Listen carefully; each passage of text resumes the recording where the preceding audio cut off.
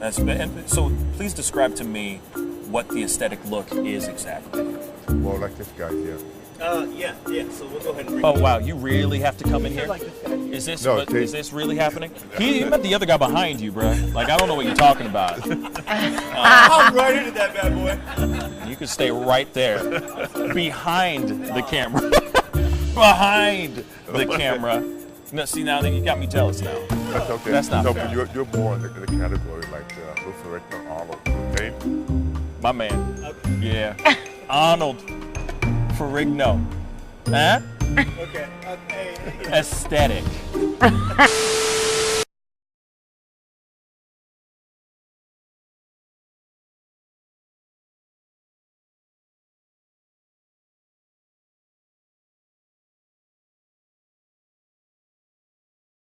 Everybody, it's the Pascal Show! Yes! Put your hands together, y'all. Today's a beautiful day. Today is a beautiful day, guys. Today's another reminder that we are blessed to be on this planet. Another day above the earth, y'all.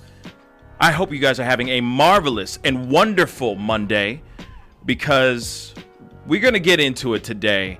But I did a live video yesterday talking about the recent news that's been happening in regards to someone we all loved and cherished and respected. So, of course, we're going to talk about that here in a little bit, but I'm hoping you guys are having a fantastic and marvelous Monday. I'm still trying to get, I'm still processing a lot of things right now. I know a lot of people, I know the whole world, actually the whole world, I know the whole world is trying to process the news right now. And I got to be honest, I'm still really, really shocked. My head is still reeling. It feels like I lost someone close, you know? Of course, when I say that, I'm talking about NBA Hall of Famer, legend, Kobe Bryant passed away yesterday at the age of 41 due to a helicopter crash in Calabasas, California, with his daughter Gigi, if I'm correct. Is Gigi or Gianna? Yes, both. Well, Gianna or Gigi or Mambacita, because obviously he was the Black Mamba. And I know there's a lot of people out there that are still just kind of wrapping their minds around it. And I'm telling you, we are here to hold your hands today and guide you through such a terrible and such a horrible situation that happened. And like I said, everybody in the room is still, like we just talked about it before we got started today. And I'll say, you know, a lot of us are still wrapping our minds around this. And like I said, you're not alone in regards to this situation because it is terrible, terrible news. And he was a really amazing human being. And he was about to start his second chapter in his life after retiring from the NBA, obviously being a Lakers, you know, a Lakers man for a long, long time, breaking records and all that. And now he went on to write children's books. He did a animated short film that won an Oscar. So not only did this man win championships, but he also won an Oscar as well. I mean, this man was starting to open up a new chapter in his life and become even more multifaceted. And it's such a tragedy that we lost such an iconic person. And of course, his daughter as well. And of course, on top of that, I want to say this too. We did lose also a lot of other people that were in that crash as well. Mm-hmm. So of course, our hearts and minds go out to everyone that was touched and affected by this crash. And that's beyond just the Bryant family, you know? So anyway, I got to go around the room because we do have a lot of marvelous people here on this marvelous Monday. Lucas in the booth. What's good, man? What's up, guys? I'm kind of feeling the, sadness like everybody else is. I mean, you really don't need to be you don't need to be a basketball fan to know the impact Kobe had on this world, on the court, off the court. Mm-hmm. I mean, it goes simply down to, growing up, he was the most talked about athlete, not even arguably, he was the most talked about athlete growing up. Yeah. Just simply just shooting something in the trash can. What does everybody say? Kobe. Yep. Kobe. I mean, everyone did that. Everyone. And they still do, I heard. Yeah, they still do, and people are still going to do it. It's just, it's heartbreaking. It's absolutely heartbreaking, and I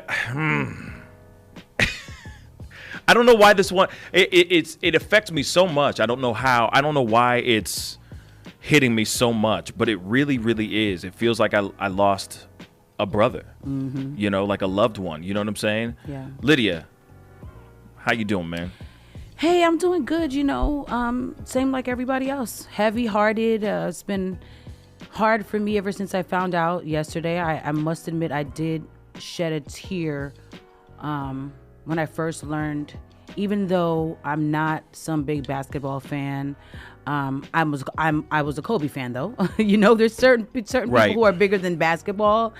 And Kobe was one of those people who kind of defied the walls of just the game. He transcended that. And then when I learned about his daughter being on the flight as well, as a mom and a wife, I just immediately thought about Vanessa and what, you know, my heart just broke for her, and it's still breaking for her when I just think, and all the pictures you see of him and his daughter and him coaching her and the relationship that they all had and the family together. It's just heavy on weighing on my heart, you know. It definitely makes me more grateful for every second I have breathing. I mean, every moment. Hugged my daughter extra hard, you know. Just family is everything. And so in these moments, I think while we do grieve and while we are mourning, and I thought about, like, just like you said, the other families on the plane, there was a whole family, a father, a wife, and a daughter, and then there's 2 sisters. It's just a lot, you know. And so it just makes me say, thank you, God, for being here. And every breath I take, it means something, you know, and we can't forget that. Yeah. So, but other than that, I've had a great weekend. Yeah. You know, enjoyed time with my family. Yeah. That's always good. Time off. Yeah. And now here we are. Yeah. On this heavy Monday. Yeah, heavy Monday. But, you know, here it is, though. We're here to lift your spirits up, obviously. We're not only here to sit here and talk about the grief of a loss. We also are here to celebrate life as well. Yep. You know what I mean? But, I mean, of course, before we jump all the way into that, Jackie Buck the Turd. How you doing, my brother? He's in the house today. I'm here. Yeah. I am, I'm saddened by all the news. It's really rough losing legends. You know, like, but otherwise, I've been coming here. I was telling you a little bit earlier. I had my big mason jar full of coffee, and I was prepped for getting into conversation to get a little caffeine going. Hit that turn onto Hampton, and the mason jar went right on its side. No. Okay, can I ask you something real quick? Like, you know, why a mason jar? You know, With coffee Like, in it. bruh, why? I didn't grab like the travel mug because it wasn't hot coffee; it was cold coffee. Okay. Like cold brew. Makes it total And sense. Makes so you know, No, it doesn't. It makes the difference though, No, because I was no. thinking the glass was gonna be hot, no, like burning your Yeah, like hand. that would be like, why would you do that Why in a would glass, you put bruh? a hot coffee It's like, in a it's glass? cold brew, bro. Yeah. Like, come on, man. Even still, Who does that? And also, mason jars, like, I mean, you need something that you can sip out of with a lid. Yeah. In the car. But some of ours fit into our cup holder, and I think that I just grabbed the wrong size, obviously. And now my front passenger seat is currently soaking in a mix of coffee and oat milk. Oh. Nummy. I guess the question is, does oat milk spoil like normal milk? It doesn't. It doesn't. I And just will I have to doubt it. replace my seat? Ew, because that's going to be bad. I mean, you're already going to have to deal with coffee smell, which I hate, but if you love coffee, you probably like that. Yeah. I don't think oat milk spoils like regular milk, though. I because think it's, Who is it's that gonna be- vanilla? oat because milk? it's not from an animal. I really think it's going to be nasty. I think it's going to be I think nasty. it's gonna be nasty. I just have a feeling Day it's It's going going to to be be bad. sour. Day 3, you're going to be like, something smells like somebody died Yeah, something. and like fish Yeah. with Is fish. that a diaper? Like, Somebody just died. Yeah. You know what I'm It's saying? going to be nasty in there. Oh, so boy. I am... I'm kind of distracted by that right now. He's like, think the whole show is Yeah. going to be thinking about, it's festering. Yeah, I had to like shampoo my seat. Yeah. I don't know. I'm crying over spilt milk. Yeah, It's literally. yeah, Well, Well, yeah. yeah. You are literally crying over spilled milk, and I'm sorry that's happening to you, man. I mean, it's a cold world out there. Cold brew out there, man. Exactly, there's some cold brew out But there. we're obviously here to talk about other things other than just the tragedy of a mason jar filled of cold brew coffee. Which, by the way, why? I'm just saying, like, why? Because see, with Jack, I can see that. Like, I can understand you with a mason jar. When you say I had a mason jar filled with coffee, I automatically go, yeah, he would do that. Yeah. That's Jack. That's Jack. He would do that. That's funny. Why won't? Okay, just real quick. Why wouldn't you get a cup? Like, I'll tell you why. Your lazy ass would just go and go and try to, like, not even go through the cupboards of your place to find a cup that would go into a cup holder so that you can drive like a civilized human being instead of you. I bet this was you every 5 minutes. Every 5 seconds driving going, is it tipping over? It's tipping. Oh. Every time you take a sharp turn, you're like, whoa. Or you know holding it with one hand. Why are you living on the edge, man? Right. Well, you're living on the edge. Why? I don't have any answers for you. Okay. I have no answers. Thank you. Convenience? That Right. It was a larger cup. I don't know. And you added a lot of cold brew. I needed a lot of coffee this morning. You need to get yourself a travel mug. A travel With mug the and top. call it a damn dick. Exactly. That's all you need to do, bruh. I just didn't think about that because it wasn't hot coffee. I got all my excuses. I'm done with you, bruh. All of them. I'm done. I'm done. Here we are. Yes, here we are on Earth together. It's you and I with a coffee thing filled with coffee mason jar filled with coffee. It's like, what the hell's wrong with you? What the hell's wrong with you, man? That's so weird. Yeah, it's so stupid. That's a weird thing to do. Bruh, that's stupid. Coffee in a That's on mason you. You jar. did that to yourself. Yeah. And it's cloth seats, right? It's not leather seats, right? Yeah, of Okay, course. damn. Of course. Damn. That's it would have to be. Yeah, your car is gonna smell like. Yeah, I'm just gonna go. I'm gonna go get one of those like car seat covers and just put it on and not tell April. Hopefully she's not listening. Yeah, hopefully she's not listening. Hopefully she's not. Like, what's that smell? What's funny to me is that you could easily go, just get one of those some of those carpet cleaner sprays or whatever. Spray the hell out of that thing. Let that thing soak in. Get a towel. Yeah. You see what I'm saying? Mop it up. Not mop it up, but Dab it out. Dab it out. I feel like those seats are like the orange like cushion stuff, you know? So It could be. Probably doesn't that They're soak it deep. up? How can But you? if you how can attack That thing it, is deep. but if you, I was gonna say if you attack it, it's gonna have 3 or you don't. 3 hours. but you're gonna let it sit there and marinate, bruh. now for 3 Wait, hours. but I'm saying like it spilled right Right before you now. walked in. Yeah. You would have to go Oh, to. that's You would on have you to go to a then. detail Yeah, shop right after that's- this. Like right after this, you need to go to a detail Yeah, shop you need to go and get that deep immediately, and they will shampoo that mug. bruh, deep. I can just like return the deep, car. as she said, deep, like Gotta deep. do your lips. Get like the gotta that. get in there. steam clean. Get that steam clean. Today's hashtag deep. Anyway, I'm sorry that's happening to you. Yeah. Real Yeah, talk. that's But anyway, we gotta go. Monday. Yeah, Right. it is Monday. That's the case for Mondays right Right. there. Man, why you mason jar? Why, bruh? Anyway, we gotta go to a quick commercial break. We'll be right back. This is the Pascal Show. Bye. It only takes a minute to find out if you may have prediabetes, and you can do it at doihaveprediabetes.org. But you're probably not going to. Nope. I'm sure you've got a perfectly good excuse. Kids, work. I get it. You're busy. So what better time than now? Let's begin. Raise one finger if you're a man. Ladies, none yet. Oh, count in your head if you're driving.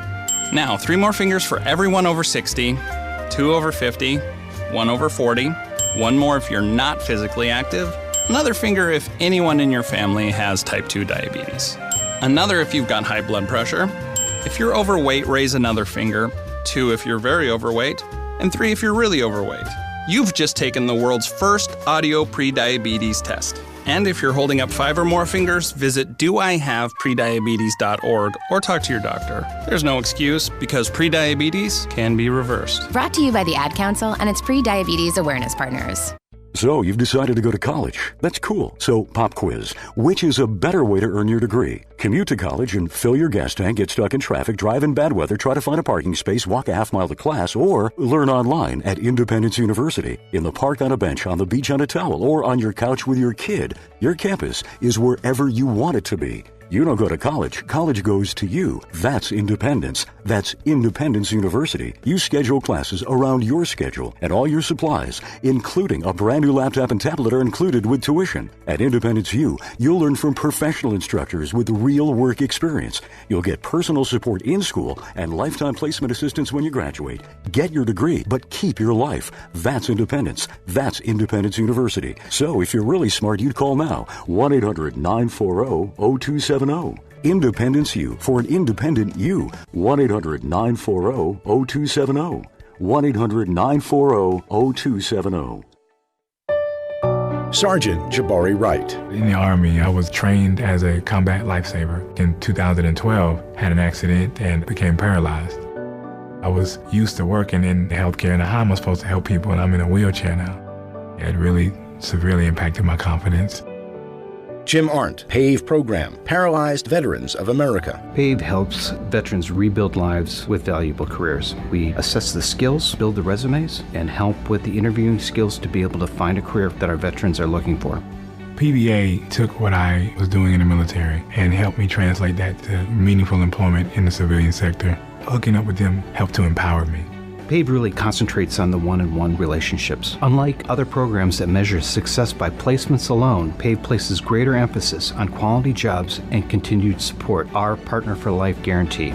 To learn more, visit pva.org. A public service message from Paralyzed Veterans of America. Hey, we're keeping it real all day on 920 AM and 106.9 FM. This is Real Talk, WGNU. Yes, we're back. It's the Pascal Show. Welcome back. We're going to get into it. My brother, Tom Schoenhardt, Tommy Boy's in the house. Tommy Boy, what's good? Hey, how are you? Good morning. Good, man. Hey. So before we jump into the news and everything, I mean, of course, we wanted to talk to you really quick because I know, like, right now, you're kind of like holed up in your crib with your feet up in the air. So literally, your feet are up in the air. So tell us what's going on because, you know, we haven't seen you in a while. So I figured this would be a time to tell everybody where you're at. Yeah, well, I wish to God I could be there with all of you today. I really do. I'm getting sick of my apartment. Sick of them damn cats too, aren't you? No, they're keeping me company. They're being good cats. Oh, they're being sweethearts. Right on, right on. But yeah, I have. It's not good. I met with the doctor on Friday. They said, you know, basically for me not to do anything except lay on my butt and keep my foot elevated for the foreseeable future. So, so we're looking at like 6 weeks of just you calling in, basically. God, I hope not, but that seems like it might be the case. That sounds like a blessing to me, so I'm not complaining. I don't have to see that ugly face. That's great. Oh God. Hey, you know I love you, man. I was devastated when you told me yesterday. I was like, dang, first Kobe. First Kobe. Now you tell me this, man. Damn. Right. But of course, everything revolves around health and making sure you heal properly. So obviously, keep that leg elevated. Of course, we love you and we miss you, man. And of course, we love that you're able to call in every time around this time to drop some knowledge and drop some news. So I appreciate you putting in the time and effort and being a part of the family, brother. Oh, of course. This is the only human interaction I get now. So, dang. Then you need to start calling in at least, once or twice throughout the show every day, then, man. Just to throw in a joke or something, Right. Just a knock joke every show. So anyway, tell me what's going on in the world, bruh. All right. Well, obviously it was a bit of a bummer of a weekend for me personally, and then with the news coming out of California, it was sad. But you know who had a worse weekend? I think was the White House. Yeah. Oh, yeah. They had the NPR interview with Mary Louise Kelly made the news. Love Not her. so much. Really? Oh, yeah. She got into it a little bit with Defense or Secretary of State Mike Pompeo. And I guess he was under the impression that the interview she had with him was only going to be about Iran. But she had emails with his staff beforehand saying she was going to talk about a variety of things, including Ukraine. But Pompeo felt like he was blindsided and started cursing her out after the interview. Whoa. And said, yeah. And he said, "You're so smart, point to Ukraine on this blank map." And he had one of his aides bring out a blank map. And she says that she pointed to Ukraine on the blank map. He says that she pointed to Bangladesh, which is on the opposite side of the world, basically. Wow. So, but, who are you going to believe? An NPR journalist or Mike Pompeo, who works for Donald Trump? Yeah. Yeah. Who are you going to believe? And he had said that, they were only supposed to talk about Iran, and then she produced emails with his staff saying, no, we were going to talk about everything. So, seems like he's already lying. So, Man. Well, oh my God. That's hilarious. And it's literally he said, she said. Yeah. No, but there's email proof. There's email proof. There is email proof. But there's email proof. So it's Yep. So it's she said. So they didn't nobody Hillary Clinton the emails or anything, did they? No. Somebody didn't get smart and just delete. Nope. No. Well, so tragic. Yeah, but NPR is, of course, standing by her. And then Trump, of course, being Trump, he retweeted something from one of his supporters saying, NPR is just a Democratic mouthpiece, and why are we paying tax dollars for it? Trump should cut funding to NPR and blah, blah, blah. So, yeah. Gotta love that. Okay. Yeah, I don't know if I agree with that. I listen to NPR all the time, and they are... Although the reporters, I don't know, I feel like they show a non-biased perspective. They definitely interview Republicans a lot as well, just as much as Democrats. I hear the I hear the Republican perspective more, and like quite a bit on NPR. Yeah, yeah. I listen all the time. I feel like I feel like a lot of NPR and a lot of just.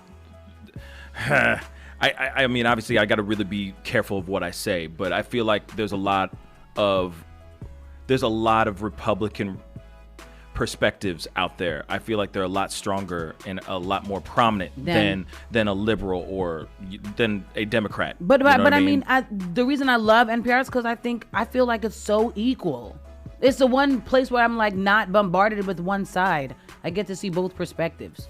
So for them to say that, they obviously don't listen to NPR. No, you're not listening. They're listening to Rush Limbaugh and Fox News and Hannity and they got their echo chamber. Yeah. Yeah, man. Yep. Okay, what else is going on? All right, another bad news for the White House this weekend.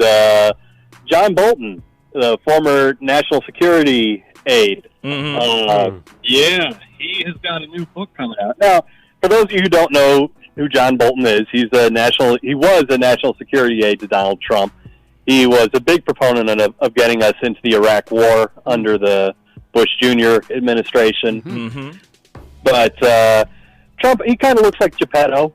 Trump hired him to be a national security aide, and apparently they did not hit it off very well. John Bolton was fired from the administration. Mm-hmm. The book coming out in March, in which he alleges that Trump directly tied the holdup of money to the Ukraine to the investigation of the Bidens, which totally undercuts Trump's defense in the impeachment trial. You need to put it out now. Yeah, he put it out now. And the Senate trial, the Republicans are trying to keep witnesses from testifying. But John Bolton is like, well, I've got firsthand account of the president holding up the money. So what are you going to do? Yeah. So now I think the Republicans there only need to be 4 Republicans that call for witnesses in the entire Senate to have witnesses called. So the question is now, are there 4 Republicans in the Senate with backbone enough to say, let's have a fair and impartial trial, including witnesses? I mean, come on. What is a trial without witnesses? This is crazy that this is even being talked about. Right. Yeah, it's bonkers. Yeah, I think Mitt Romney has come out saying he'd like to see witnesses called. But past that, I don't think there's much anybody out there on the Republican side saying let's call witnesses, because they know what's going to happen if they call witnesses. It's not going to be good news for them. It's going to be horrible. It's going to be a train wreck. A sinking ship. Oh, man. Okay. You know what I want in life? I want friends as supportive and bout it as the Republican Party. Oh my God! Right? Because my God, they are about that life. You know, I feel like I feel like St. Louis in general could take tear a page out of that Democratic Party's the Republican Party's book, because they're just it's just ridiculous, like ride or die. Ride or die. You know, bottom bees. Okay. Exactly. That's a bottom bee. It gotta be if someone's got dirt on you. I'm right, exactly. That's crazy, man. Because man. they are holding the fort, boy. Dang! It is like I said, it's like they're running an Italian mob, man. There's no snitches. Oh, yeah. And snitches get stitches. Word. And end up in ditches, It's man. the truth. You know? They don't want it with Trump. They like, mum's the word. Yeah, man. That's so crazy. That old Russian mob, yeah. That old Russian mob. Interesting. Mm-hmm. I think it's just a coincidence. It's just a coincidence. Get out of here, man. Get out of here. Oh, man. Okay, what else is going on? All right. Well, yesterday, I don't know if you've heard anything about this Russell Simmons documentary about his sexual assault allegations. Yes, and this, are you talking about the one that Oprah was supposed to do? Yeah, the one that Oprah and Apple were involved in, and then they backed out of. Yes. Yeah. Well, I guess they had found. I guess Oprah said that she felt there were inconsistencies in the main subject, Drew Dixon, in her story. So they premiered it last night in Cannes.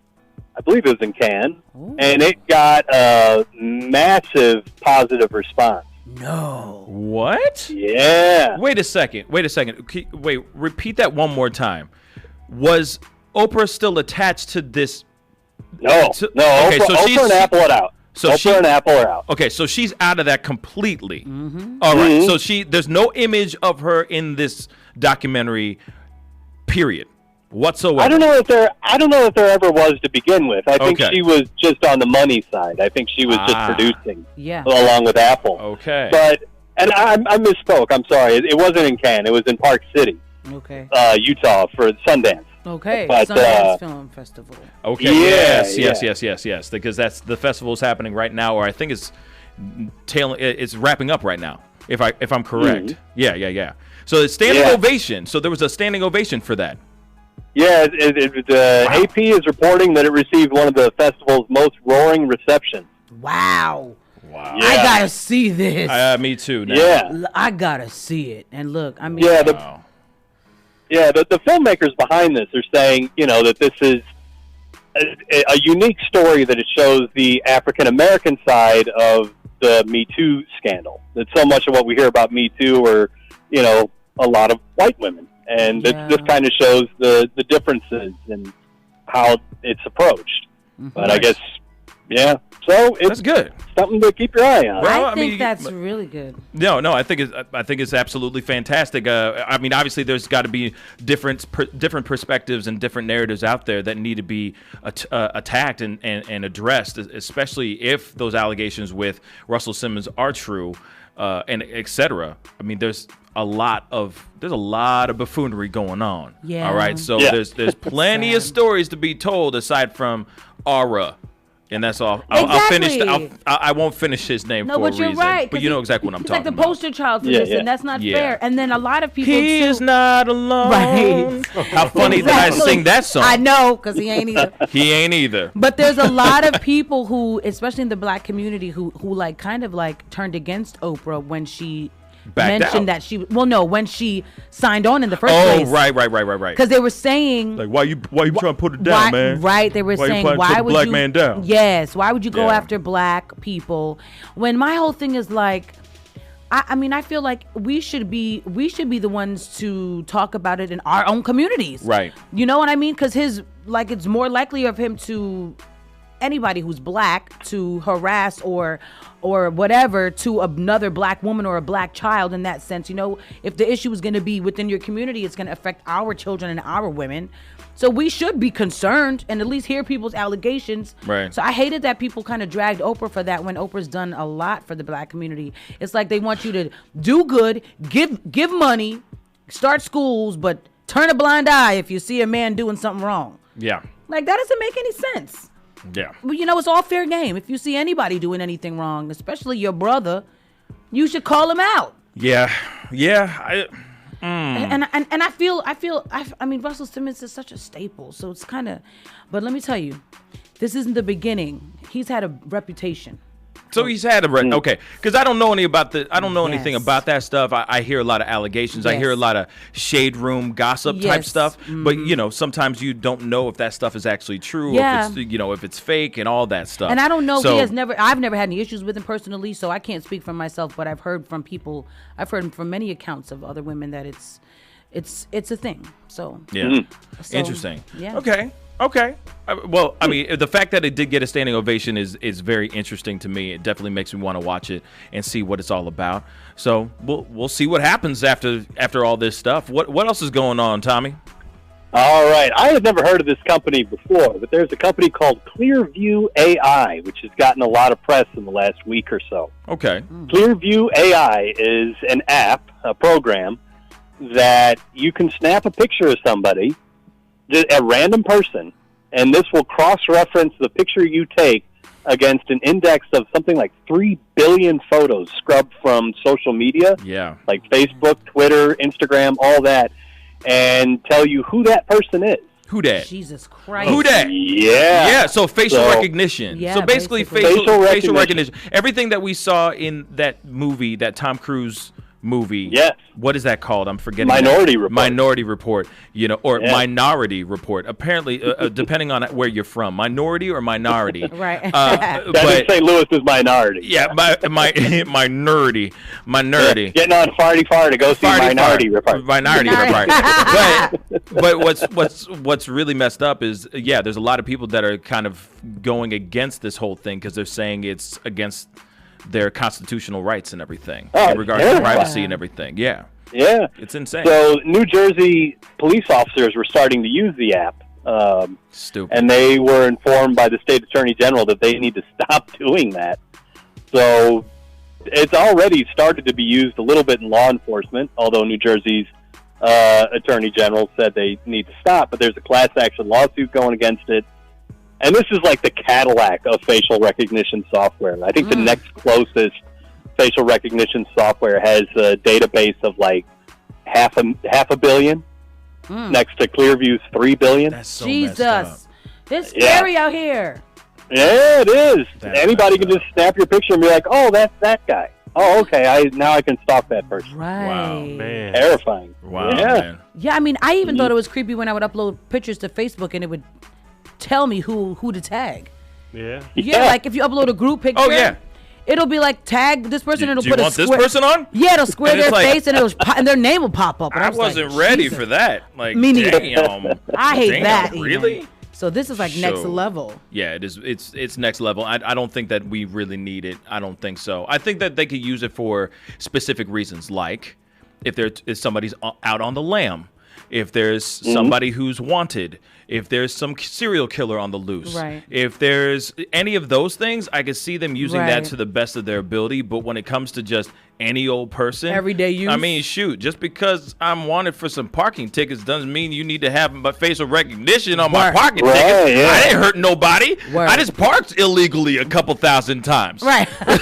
You know what I'm saying? Word. Why do I need to get why do I need to get locked up for that? You know what I'm saying? We found you on facial recognition. You know what I mean? No.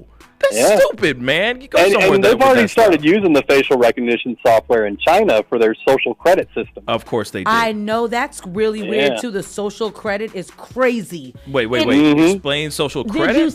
Did you see the Black Mirror episode? Oh, okay. So basically, Black Mirror. Yes, where like your rating is next to you. It's like no, stupid. It's stupid. Right. It's basically China started that. It's like social credit, not just regular credit. Like your social standing with people. Wow. Yeah. You get it like affects like where and if your kids can go to school. That's so creepy. What kind of jobs you can get. Like it's all kinds of stuff. Black Mirror is the realest. It is the realest. It's scary. I can't even watch it anymore. I know. It's too scary for me. It's like, oh my God. Stop giving us ideas, guys. Yeah. Right. It's scary, man. It's really, really scary. Obviously, there are people who are commenting on our Facebook show, on our Facebook feed. Of course, there's a lot of things going on. Of course, that they're all responding to and everything. So keep the comments going down below and all that. But yeah, as far as the social credit thing, that's a very scary thing. I don't think that's something that we need. I think that could get really, really bad. I mean, obviously, Black Mirror covers it pretty damn well. So, I mean, you know, that Bryce Dallas Howard episode, it was scary. The idea of this being an actual real thing, and the fact that it's actually happening now, and it's working its way through China, kind of like the coronavirus. Right. Mm-hmm. They need to kind of like the coronavirus. Keep it all over there. Yes. Keep it all. They could just keep it That's there. some scary stuff. Like I'm not cool with that. Like, Can you imagine this? I ain't about that life. Imagine you offend somebody and they can just give you a bad rating. No. Yep. And you just talk to them. But actually, in a way, it's kind of like, oh, that's how you feel about me. Then F you then, man. Then I'm going to give you a bad rating. Then true. It's just bad. It's like. You're getting half a star. Too much power. Yeah, it's too much power. It's not fun. You gotta be fake nice to everybody. You know what I'm saying? You know what I mean? It would affect my rating. Yeah. Then life rating. imagine a Yelp system for you. I know. About you. That's terrible. That's tragic. Every girlfriend, every ex-girlfriend, every ex-lover. You know what I'm saying? Yeah, you are. You're gonna be like, getting a zero. Bruh, no, that girl was trash. I went on the radio show. He called me ugly. Yeah, he called me ugly to my face. Dumpster fire. You know what I'm saying? No, I don't need that life, man. We got to go to a quick commercial break, Tom. Thank you so much for calling in with the news. We'll be right back. This is the Pascal Show. Bye. WGNU is Real Talk for Real St. Louis, and we're coming to you live on 920 AM and 106.9 FM. You better ask somebody. You can also find us streaming live on RealTalkWGNU.com. All up and down the east and west coast. That's Real Talk WGNU on RealTalkWGNU.com. Point, click, and hey, listen live. Well done. Hey, Bill. Hey, Tiana. You know what time it is? It's time to crack open a bottle of wine. That's right, because we're going to celebrate our podcast, Wine About the Region, is making its way to St. Louis Radio. I heard that, girl. Join us as we bring you special guests to talk about issues that affect St. Louis and the state of Missouri. And that's political figures and nonprofits from around the area. Grab a bottle of your favorite wine and join us for Wine About the Region. And that's every Saturday morning at 8 a.m. here on WGNU 920 AM. Attention sports fans, now you can watch every football game you want all season long without leaving your home with Dish for about $50 a month. Compared to your cable bill, you can save almost $600 a year. Call right now and sign up for Dish and watch every football game you want. With Dish, there are no boxes to pay, plus get free installation as soon as tomorrow if you call now. And with Dish Anywhere, you can watch your favorite sports and channels on your smartphone, tablet, or laptop. Be one of the first 100 orders right now and get a free voice remote. Don't miss a single football game all year long and save a ton of money. Get a free voice remote and free installation as soon as tomorrow. But you gotta call All American Dish right now. 800-296-1302. 800-296-1302. 800-296-1302. That's 800-296-1302. This is Real Talk from Real St. Louis, streaming live on RealTalkWGNU.com. Yes, welcome back. It's the Pascal Show. Let's get into it. We are here, right here live. If you haven't seen and known that we have a podcast, we do have our podcast. It's, of course, this radio show in podcast form. Go and check it out. We are on Spotify and on iTunes podcast. Well, Spotify is podcasts. Okay, check it out. It's my sign. Anyway, you're listening to the Pascal Show. Thank you guys so much for tuning in to our Facebook and our YouTube feed. All right, Facebook.com/The Pascal Show. And of course, YouTube.com/The Pascal Show. And of course, if you're listening on our radio station, we really appreciate it as well. But anyway, it is time to get some talking going. So it's time for Let's Talk. Now you've got to be kidding me. Oh, he needs some milk. And cookies. In today's Let's Talk segment, we got a couple things that we want to talk about because, you know, we got one from Lydia, we got one from me. So I'm going to start because I'm gluttonous. Anyway. You too much. Anyway, in light of everything that's been going on with the terrible news of Kobe Bryant's tragic passing, Kobe Bryant and his daughter, and all the people that died on that helicopter crash, all of their tragic passings, there was a tweet that was out that I saw just recently, and I'm about to read that really quick because that's going to be part of the question that I have for everyone today. All right, so this came from a Facebook status, all right? So the fact that Vanessa Bryant found out her husband and daughter passed away via TMZ News is disgusting. I was blown away when the LA Sheriff's Department said that they never even had the opportunity to tell this poor woman themselves because TMZ just had to be the first news article to release the headline. A wife found out her husband and daughter were dead by a breaking news article. This is the world we live in. Just sick, and the people at TMZ should be beyond ashamed of themselves. So my question to you guys is this. When it comes to certain things like a tragic passing of a famous person, a celebrity, or anything like that, should the news or media have a threshold, like a time limit, where maybe they wait until the loved one gets the information told to them before they release the bombshell? All right? So that's my question to you guys. What do you guys think? Comment down below on our Facebook or YouTube feed, or give us a call at 314-880-0808. Let us know what you think. I'm quite curious about this because, I'm quite curious about this. I'm going to throw it around the room. I'm going to throw it over to Lucas in the booth. What you think, Lucas? To answer the question, yes, it should be that way, but my answer is it won't ever be that way because with media nowadays, everyone wants to be the first person to report this, report that, so they can get all the clicks they can, all the views they can, and that's just how the world is nowadays. Like, yeah, I don't see how that will change, or if it will change. I don't think it will, because everyone wants to be the first. Simple as that. It sucks that it's like that, and it would be terrible to find out, as you has Kobe's wife found out. It would be terrible to see it on social media first before you hear it anywhere else, but it's just how it is. It sucks to say it, but it is what it is. Yeah. Jack. Yeah, I mean, I understand what you're saying, Lucas. Especially, like, say, if it wasn't a helicopter crash. I mean, that's a big event right there alone. You don't hear about a helicopter crash that often. Right. So anybody that's going to be there, whether it's TMZ or just somebody with a camera on their phone, I mean, they're going to post up on Facebook and be like, look at this helicopter crash. And someone's going to find out before the family. Is it right? No. But there's too many people along the way for any type of accident like that is going to spread the word first. Yeah. I mean, Princess Diana. I mean, they were on the scene. They caused the scene. Yeah. I mean, the media wants to say that it's not just their family, that, you know, Kobe's part of everyone's family. Right. You know, he's bigger than just one family. Right. But it doesn't make it right. Right. Yeah. Okay, Lydia. So I would say yes, that there should be a threshold. However, it's super hard when you're dealing with like freedom of the press, right? It becomes something where you don't want to like infringe on people's rights to do their job.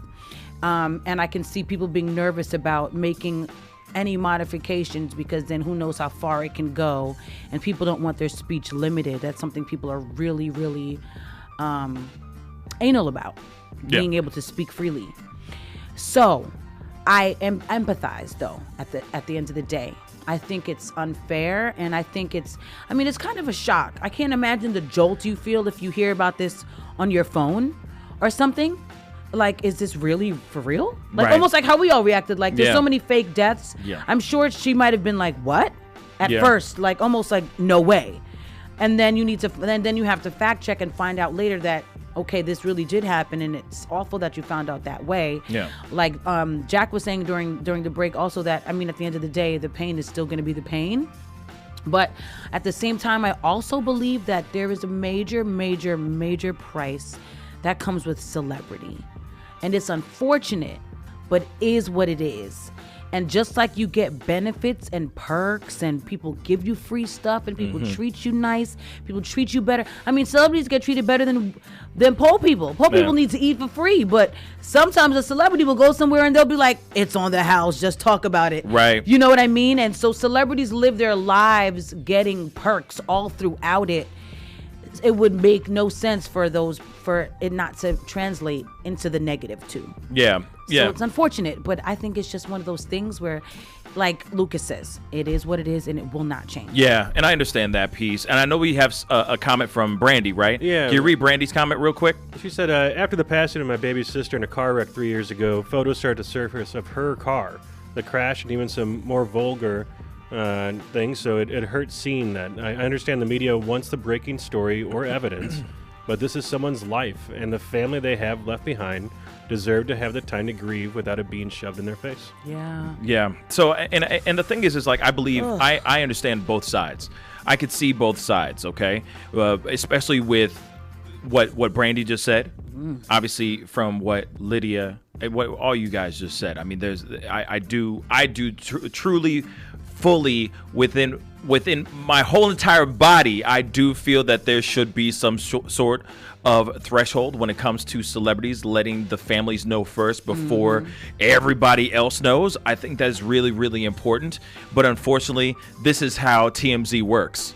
This is how TMZ, CNN, ABC, Fox News, any of those things, they live off of feeding you guys the news, feeding you guys facts, whether it's news or fake news. Okay? So I understand that they're a machine, that they have to, that's what they do, that's how they make their money. But at the same time, I think that there's a level of respect. Not only is this person a celebrity, this person also is a father, is also a brother, is also a husband. He's a family man. He's more than just being somebody who broke multiple records. He's also just boiled all the way down. He is a human being. And I think that it's important that people respect the fact that he is actually a human being first, and then all the amazing accolades he's won over the years and all the amazing things that he's done in his very short life can be triumphed and actually respected. But I think there is supposed to be a respect of time. Absolutely.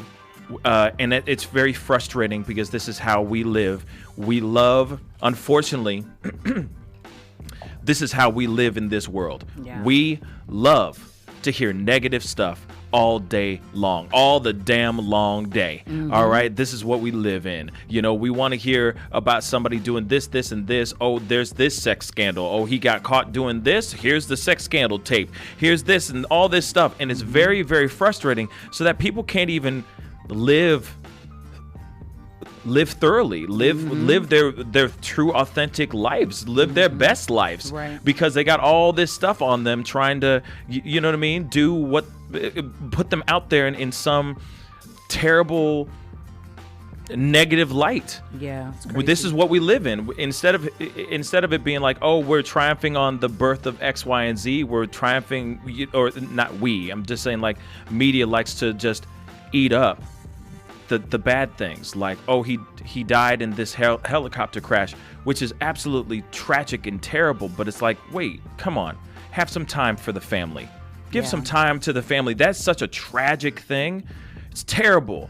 And then the other thing, and another thing, there is a video circulating around the internet right now where they're saying that this is the video of the helicopter going down. I don't think that it's a real video. I think it's fake. I think it's just a video that somebody found and then just put it up and said, this is Kobe's helicopter going down.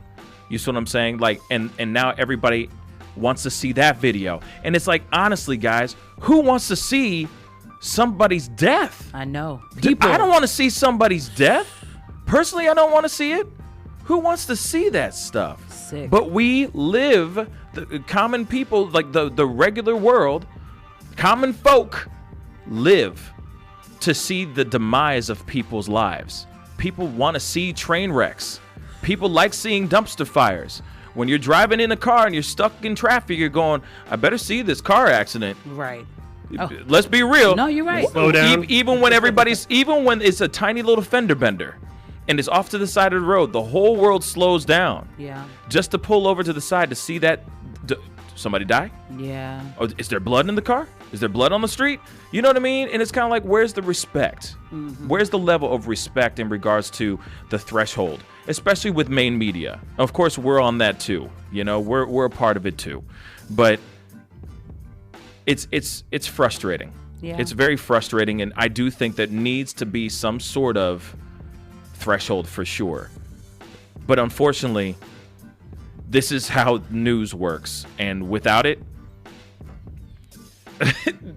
maybe in a good way, these TMZ and CNNs and all those other networks would just kind of shrivel up and die. I don't know, but this is how they thrive. Yeah. Unfortunately. Now, I know that. Okay. We do have another Let's Talk segment, but we're going to talk about that here shortly. But definitely let me know what you think. You know, comment down below on our Facebook feed or give us a call at 314-880-0808. I would love to hear what you think on that. I think there's somebody else that just commented just a second ago. Yeah, said what an absolutely horrible way to have to find out about your loved ones passed.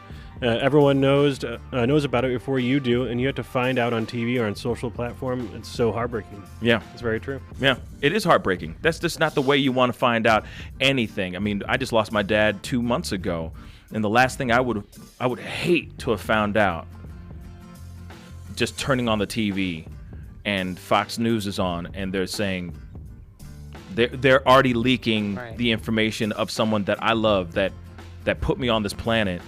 You know what I'm saying? Is gone. I don't know what I'd do. Devastating. It would be devastating. And I'd be mad at that station because it's like, how dare you? Can I at least get a second to find out? Because that's something that you never forget is who told you, where you were, how you found out.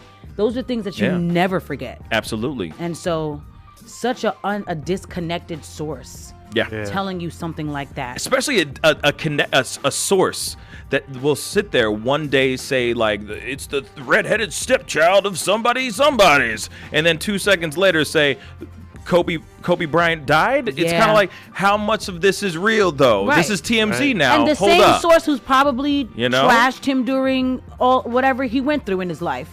You know what I mean? It's not like they only do good. They report on the worst of the worst. Yes. So whenever Kobe was going through something in the media, I'm sure TMZ had the headlines. Oh yeah. Smearing him. Oh, absolutely. So to hear it from that same source, such a tragedy from this person, and he did so many things for the game of baseball and for blah blah blah. And he's an Oscar winner. Right. And then, but years ago, 2 months later, 2 months earlier, they were just throwing him under the bus. Go. Yeah.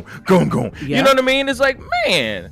Come on, you know what I'm saying? But anyway, keep the comments rolling. Definitely give us a call. You know what I'm saying? Speak on it. Get it off your chest. I would love to hear what you guys think. We do have a part 2 of Let's Talk, which we'll be doing after this quick commercial break. We'll be right back. This is the Pascal Show. Bye! It only takes a minute to find out if you may have prediabetes. And you can do it at doihaveprediabetes.org. But you're probably not going to. Nope. I'm sure you've got a perfectly good excuse. Kids, work. I get it. You're busy. So what better time than now? Let's begin. Raise one finger if you're a man. Ladies, none yet. Oh, count in your head if you're driving. Now, 3 more fingers for everyone over 60, 2 over 50, 1 over 40, 1 more if you're not physically active, another finger if anyone in your family has type 2 diabetes, another if you've got high blood pressure. If you're overweight, raise another finger, 2 if you're very overweight, and 3 if you're really overweight. You've just taken the world's first audio pre-diabetes test. And if you're holding up 5 or more fingers, visit doihaveprediabetes.org or talk to your doctor. There's no excuse because prediabetes can be reversed. Brought to you by the Ad Council and its pre-diabetes awareness partners. Serving the metropolitan area, WGNU St. Louis. What's on your wish list for a great place to live? Most people look for excellent schools, safe streets, access to good housing, and well-paying jobs. But what if you could live in a community that would help you protect and even improve your health and the health of your loved ones? Where you could enjoy clean air, have access to ample clean water, and shop for reasonably priced healthy food. Would you like to feel safe on your streets, whether you're driving, walking, or riding a bike? Would you like to relax and exercise in accessible parks and be able to count on good public transportation? Increasingly, cities and towns across the country are making planning for good health a priority. Planners are working with public and private organizations to create an environment that will improve our health today and guarantee the health of our children tomorrow. Learn more at planning.org. That's planning.org. A message from this station and the American Planning Association. All right, everybody in the car. Let's go. What are we gonna do first when we get there, Mom? Go for a hike? Sure, if you want. What about canoeing? Can we go canoeing too? I don't see why. What about a bike ride? No, I want to fish. Okay. I've never been fishing. Honey, we can do it all. How long does it take to get to the forest? It's not. Is it gonna be long? No, sweetie. I bet it takes forever. It's not that far. Are we there yet? Yep, we're here. Already? No way! Come on, come on. It's a short drive from your neighborhood to your naturehood. Visit discovertheforest.org to find a neighborhood park or green space near you. Also, find fun activities to do like boating and biking or camping and hiking, plus much more. It's all right in your naturehood. A public service announcement brought to you by the Ad Council and the U.S. Forest Service. Today we decided to walk to school. At the corner, we waited to cross the street. The stoplight counted down. 15, 14, 31? 13? We took a left on Carroll Garden Street. Garden Street? Loud music was coming from a car. Danny's a smart kid, but he gets so distracted. There were so many other sounds, I didn't know what to focus on. Danny, Earth to Danny. Suddenly, he realized he forgot his homework again. I left my homework on the table. At the school steps, we hugged goodbye. I really hope he doesn't have another bad day at school today. When you can see learning and attention issues from their side, you can be on their side. That's why there's Understood.org, a free online resource for the parents of the 1 in 5 kids with learning and attention issues. Get personalized recommendations, practical tips, daily access to experts, and more. Go from misunderstanding to Understood.org. Brought to you by Understood and the Ad Council. Hey, we're keeping it real all day on 920 AM and 106.9 FM. This is Real Talk, WGNU. Now you've got to be kidding me. He needs some milk. And cookies, welcome back. It's the Pascal Show. If you're tuning into YouTube or our Facebook feed, go and click that like button on our Facebook feed or on our Facebook page as well. Or actually, at the same damn time, go to our YouTube channel, youtube.com/The Pascal Show, and click that subscribe button and hit that notification bell so you know whenever we are live, Monday through Friday, 9 a.m. to 12 p.m., right here on The Pascal Show. I'm throwing over this Let's Talk segment right over to Miss Lydia Caesar. What's going on, Lydia? What's up, everybody? Okay, so listen, I have a question that pertains to the passing of Kobe Bryant as well. And I saw this debate going on Twitter, and I wanted to know what you guys think about it. So yesterday was like the first day of the NBA games. Yes. Right? First day of like the new season.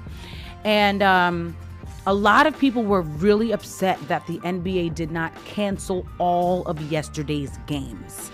They thought it was very insensitive of them to make the players play while in this deep state of grief. And I mean, you can imagine how we all feel about the passing of Kobe. Now imagine if he was like your life hero, you know?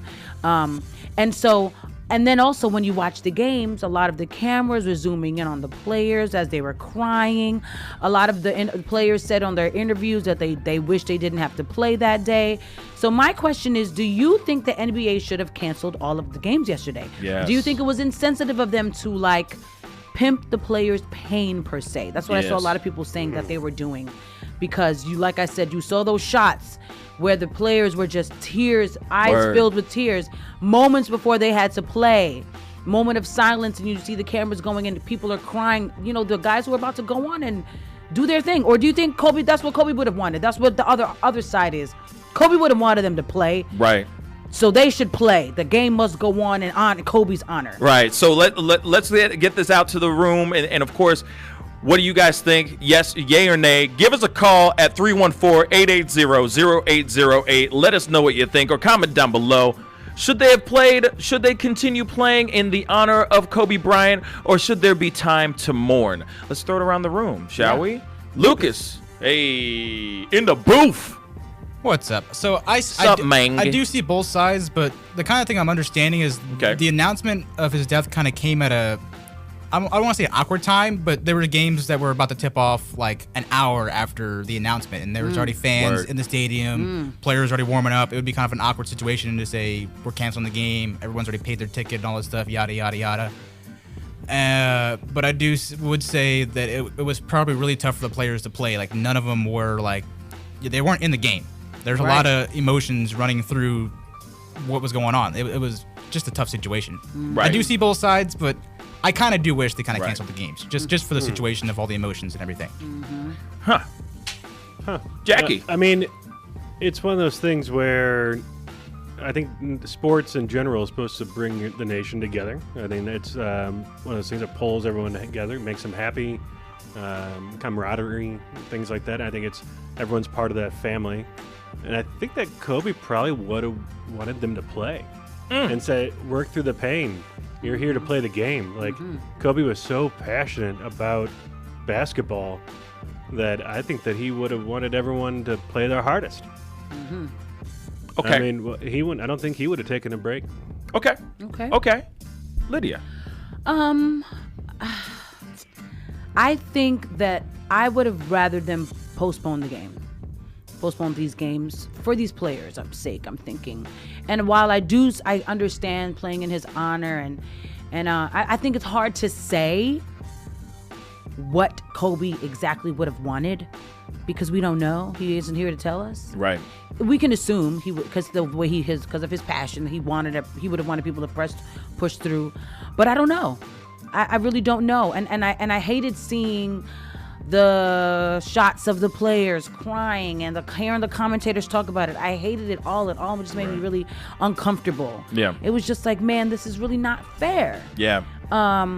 To do this to them and then to capitalize on it by, probably getting ratings or whatever, and so on that side of things, I feel like it would have been okay to postpone them. People would have, been able to use the ticket for the other game. There's things in place where you can make these things happen. NBA is a big machine. They could have figured out a way, I think, to put the game off at least that day. Yesterday was a hard day for everybody. And I'm sure it was the hardest for those players who still have to go to work while mourning their hero. So those are my thoughts on it. Yeah. Well, no one's gonna ask me. How about you, man? Yeah. Well, what do you think? I'm just playing. I'm just here to play with y'all. So I'll say this. Whew, it's very upsetting to me that we're even having this. That we're even having this discussion, that we're even having this conversation. The reason why I say this is this, and it has nothing to do with your question. It's a great question. It's not about your question. I feel like there should have been time to mourn. I think that there should have been a time to just give 2 days off, let people know what's going on so that they can have time to really mourn. I think it's unfair for them to find out the information and have all these grown-ass men crying while they're dribbling the ball. That is not what people are there for. People are there for escape. People are there for entertainment. People are there to see a win or a loss, depending on who they're rooting for. They're not there to see grown men crumble and cry right on the sidelines of the court. Come on now. That is not a side of the court. Like that's not what basketball is all about. That's not what it's there for. There's no crying in basketball. There's no crying in basketball. Right. No, but I'm not trying to sound insensitive. I'm just trying to break it down, just to keep it straight 100% funky with y'all. There is no reason for them to continue playing if you got LeBron James breaking down and crying, if you got all these guys like really upset about somebody who did so much that contributed to the game of basketball. Their friend. Their friend. They know so him. There should be a certain level of respect. I personally think, I don't care if they say Kobe would have wanted us to keep playing, man. No. Have some time to mourn the man.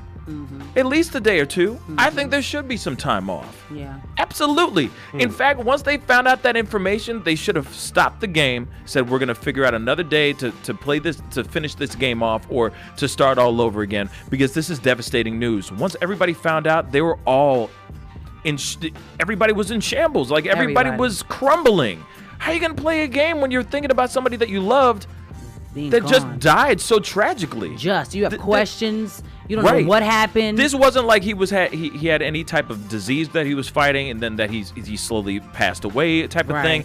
This is something that just happened like blap out of nowhere. Yeah. A freak accident, literally. Yeah. Hell yeah, they should have some days off, man. They should have some time to give some days off. You know what I'm saying? Yeah. That's what I personally think on all of that mess. You know what I'm saying? That's what I think. Yeah. Like that just... You can't play, go sit on the bench. And that's what that's what a lot of people argue too. They said they should have given the players a choice. You know, there was a lot. Twitter is the best place to see how people really feel, because they're gonna tell you. Yeah. And so there was people who feel like you, Pascal, no way, cancel the games, that's disrespectful. Then there's people who feel like you, who are like, he would have wanted them to play. And then there's the people in the middle who said they should have had the games and given the players the choice to sit it out or not. But that's dumb. But then that's screwing up the whole their records. It is. I agree. And everybody's there to win. Everybody's there to do their damn job. Right. They're not there to be thrown off. Right. You know what I'm saying? So or it's just having kind of to like sit out. Yeah. Yeah. You're forgetting about somebody. The people that make the money are going, hey, I got a contract with you. I don't care if you're sad. That's right. You're playing tonight, and you're playing tomorrow, Yep. and you're playing the next day, and you're playing the next day. I don't care what happens in your personal life. I don't care what happens to your friends. See, this is like, but that's the world. This is CEO Jack talking right now. That's the world. That's the money. No, I feel you. And they're not gonna, Kobe. If he wasn't, how many other days have there been players that have died? It's like, well, what you're saying because he's a legend? That's why it happens. Absolutely. When the other players died, are they supposed to stop the game every time?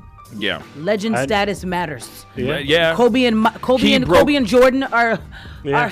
He broke records. Yeah. This is Kobe. This is not just not saying that any other person that contributed to the NBA is obsolete, but this is somebody this is an iconic person that we're talking about. Yeah. This is not just some Joe Schmo that just had a passion for basketball once in his life. This is somebody who dedicated his entire life to perfection, to winning, to breaking records, the whole nine. There's got to be a little bit of respect. a little bit of respect. I feel like, yo, you did all this stuff. You put everything and the kitchen sink into every single time you got onto that court. Every shot that you shot, everything, every foul that you made, every sacrifice you made for this game and help this game get to another level.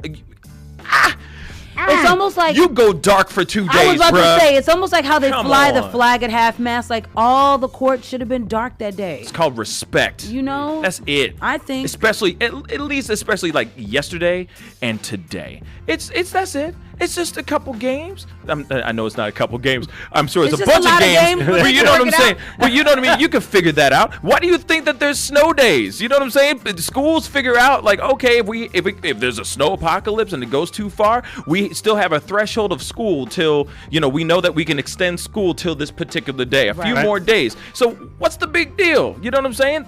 This is somebody who dedicated his life to the game. Yeah. Like, have some respect. They probably man. could have not That's aired what the I think. games and then aired a in memoriam to Kobe Bryant, like past great shots and plays, something, and moments, and all the bigger things he's done on court. I'm sure it's already been put together. And trust and believe. Any Sport Center channel, whatever that is out there, can figure out things that they can play and repeat. You know what I'm saying? There's ways that they can syndicate some stuff or do some reruns or just do a whole 48 hours in memoriam to the great man who was a part of this sport. That is something that they can easily do. Yeah. Easily. Shoot, look at what they did with 9/11. I'm sorry, but 9/11, there was nothing on TV When I was in New York, I witnessed 9/11 firsthand. I was there too. When there was nothing on TV. All they did was play the same thing over and over again and just talk about 9/11. Now, they could do the same dang thing in regards to it. So it's not like they're missing anything. Everyone's still shocked and still reeling and still trying to find out information in regards to what happened to Kobe, right, and the other victims of that helicopter crash. So there's plenty of stuff that they could talk about for days. Right. So regardless of the owners to the stadium to the arenas to the networks that are involved as far as contracts and stuff, they could find a way. Most definitely they can find a way. It's called respect. That's what I think. There's no reason that we should be seeing LeBron James cry over a loss of a friend rather than a loss of a game. I think people want that connection, though. They want to see that they're hurting just like they are. They do. And, True. And the NBA knew that, and they were like, we're going to keep it going. We're going to get this money, and we're going to get higher ratings because we see these grown-ass men crying. Yep, and people like that. That ain't gangster, man. It's ugly to me. We do have a comment. World. Yeah, we got a comment. We do have a comment from DJ TC. From TC. Hey, shout out to TC. Check out his drive at 5 every afternoon. Check it out. Monday through Friday. Fantastic dude. Go ahead, man. What did TC say? He said the NBA will schedule something to honor Kobe. Canceling games at the last minute was not going to get it. People already made plans to go to the games. It was last minute. Well, you know. I mean, that's if you just cancel the game right then and there, you're going to have issues. That's true. That is true. I mean, if it's last minute, I understand that piece. Like that, but I'm talking about like at least the next day. It's like, all right, just play out this game, get through it, next day. Time to mourn. Or the games that were later that night. Yeah, or something. Could have been. I mean, if the game find out that information. Right. You know what I'm saying? You know one thing, death is inconvenient. Yes. Yeah. It is. You are such a poet, Jackie Buck. It is. And I didn't even think I was. It is, though. Yeah, he used a poet. He didn't even know it. But anyway, we got to go into a quick commercial break. We'll be right back. Of course, we are still, like I said, we are all still reeling over this death, this recent tragedy. It is incredibly crazy. We're all holding your hands through this show. We're going to get through it together, y'all. So we'll be right back. This is the Pascal Show. Bye. Attention sports fans. Now you can watch every football game you want all season long without leaving your home with Dish for about $50 a month. Compared to your cable bill, you can save almost $600 a year. Call right now and sign up for Dish and watch every football game you want. With Dish, there are no boxes to pay, plus get free installation as soon as tomorrow if you call now. And with Dish Anywhere, you can watch your favorite sports and channels on your smartphone, tablet, or laptop. Be one of the first 100 orders right now and get a free voice remote. Don't miss a single football game all year long and save a ton of money. Get a free voice remote and free installation as soon as tomorrow. But you gotta call All American Dish right now. 800-296-1302. 800-296-1302. 800-296-1302. That's 800-296-1302. I'm a firefighter. A teacher. I'm a farmer. I'm a barber. A waitress. A mom. We're all part of your community. Every day we move in and out of each other's busy lives. It's easy to take for granted all the little moments that make up our everyday. Some are good, others not so much. But that's life. It's when you experience a moment of uncertainty, something or someone's behavior that doesn't seem quite right. These are the moments to take a pause. Because if something doesn't feel right, it's probably not. It's not about paranoia or being afraid. It's about standing up and protecting our communities. One detail at a time. Because a lot of little details can become a pattern. We trust our instincts. Just like you should. Because only you know what's not supposed to be in your everyday. So protect your everyday. If you see something suspicious, say something to local authorities. The NLS Braille and Audio Reading Download, or BARD, web-based service and BARD mobile app give patrons the freedom to read their way. Listen to their stories. BARD is this beautiful web-based program for searching for books and for the ability to download them. Now, this next step with BARD Mobile has just been a tremendous innovation. It's a great way to have a book with you without carrying a book. Wherever I go, Bard Mobile, the library services is with me. When you discover you have an impairment, it can change your life. So take a little time to find the resources that are going to help you restore what you've lost. For more information about the National Library Service for the Blind and Physically Handicapped Library of Congress, visit loc.gov/thatallmayread or call 1-888-NLS-READ. What's up, y'all? You're on WGNU 920 AM and 106.9 FM. Real talk for real St. Louis. Yes, welcome back to the Pascal Show. Yes, anyway, we got to get into it because we got a lot of things going on. But I thought it was something that was really dope. So it is time for things I find dope.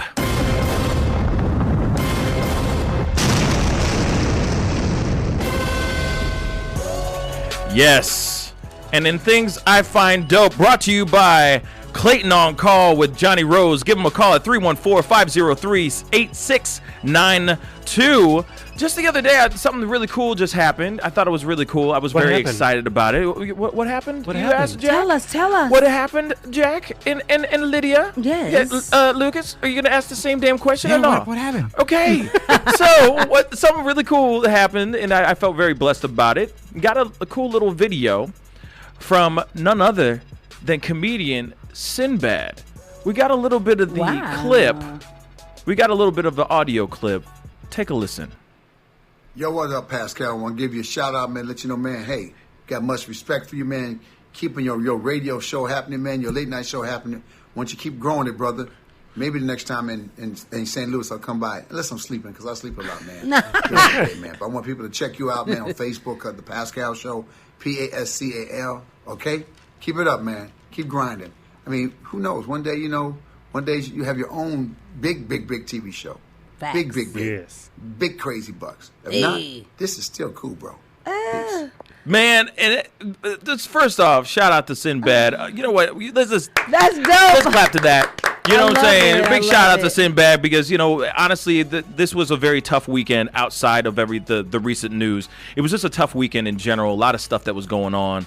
A lot of shystiness that was going on that I had to deal with. And I got this video, and it really did lift my spirits. It made me feel like things are possible regardless of any bad things or any negative stuff that happens that surrounds your life. Yeah. And so I had to share it on my social medias and all that stuff because I thought it was something that was motivational and very inspiring for everybody. Yeah. That, of course, is an entrepreneur or is anybody who's an artist that's just trying to go and to pursue their own dreams.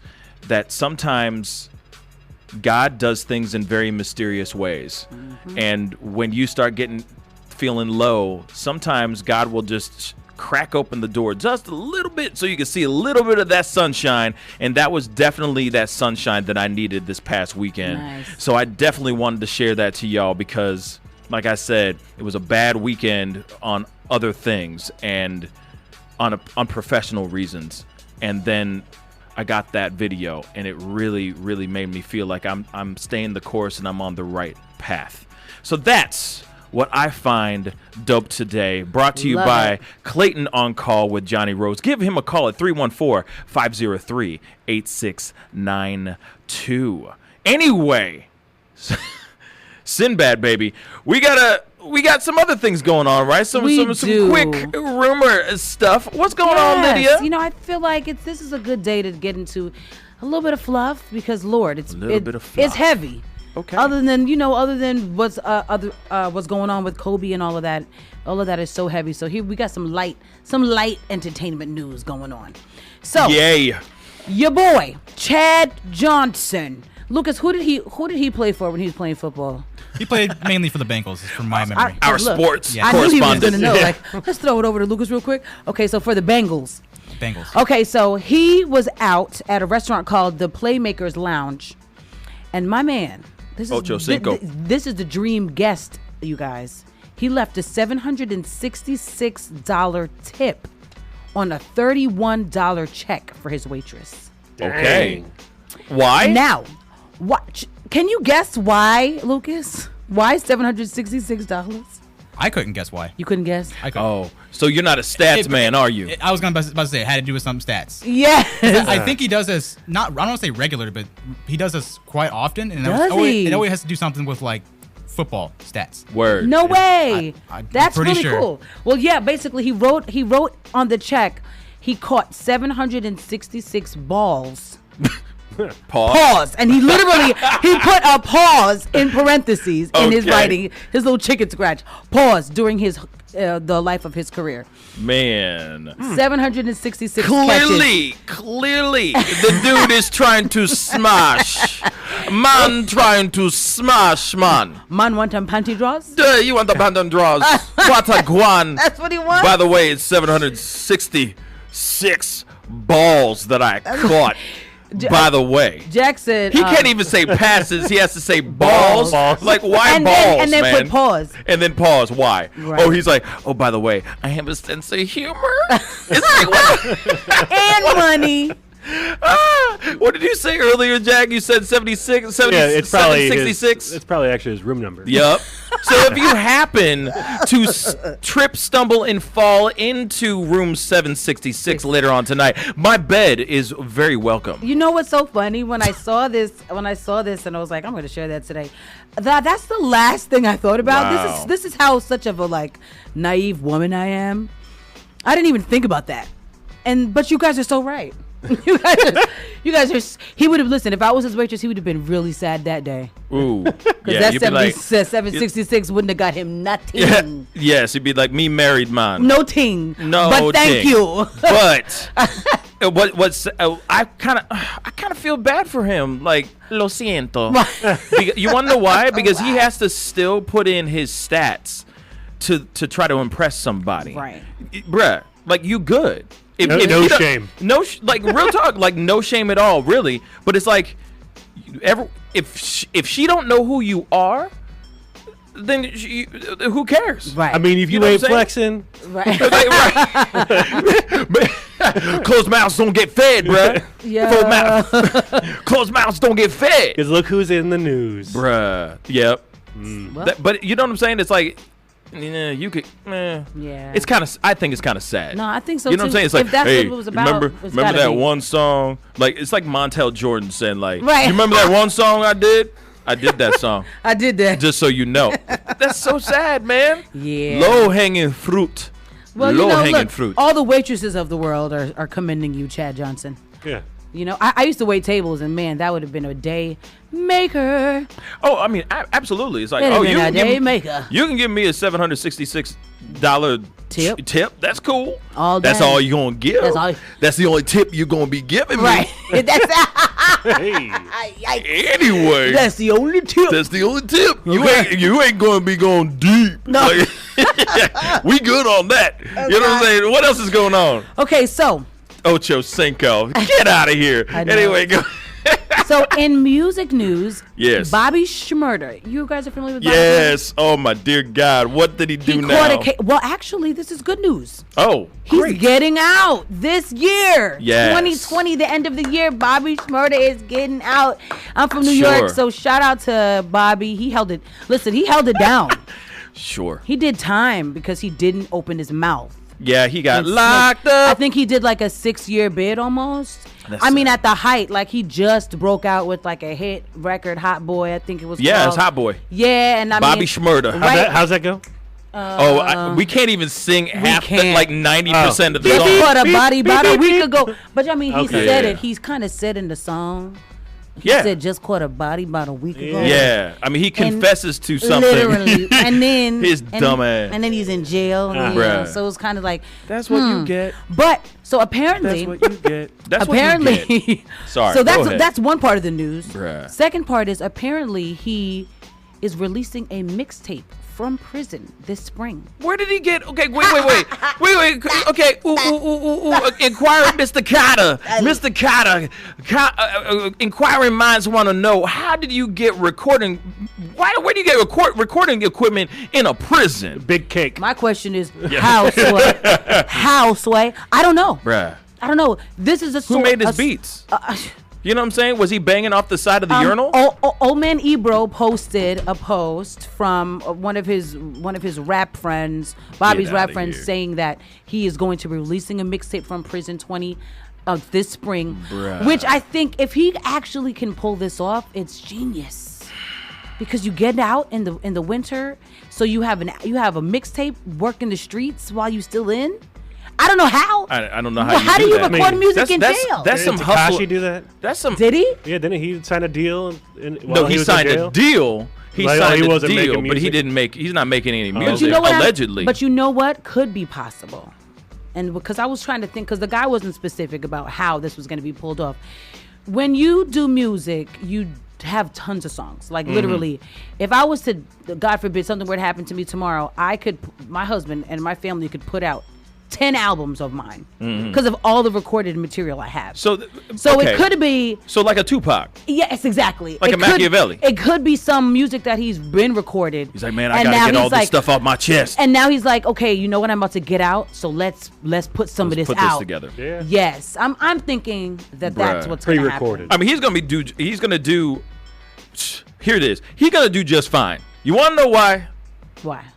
Because the fact that he's coming out, he had a huge hit before he went in. Right before. Then he's going to come out. So everybody's like, oh, yeah, about a week ago. And then they're going to be like, oh, snap, the new tracks are coming out. This is going to be dope. I love this stuff. And then next thing you know, as soon as he gets emancipated, they're going to emancipate a new record, and it's going to drop hard. As long as it's not trash. I know, exactly. So I guarantee you, before he got arraigned, before he walked into the prison, he probably just was like, let me write as much stuff as I can. And while I'm in prison, y'all could fix it and make it sound dope.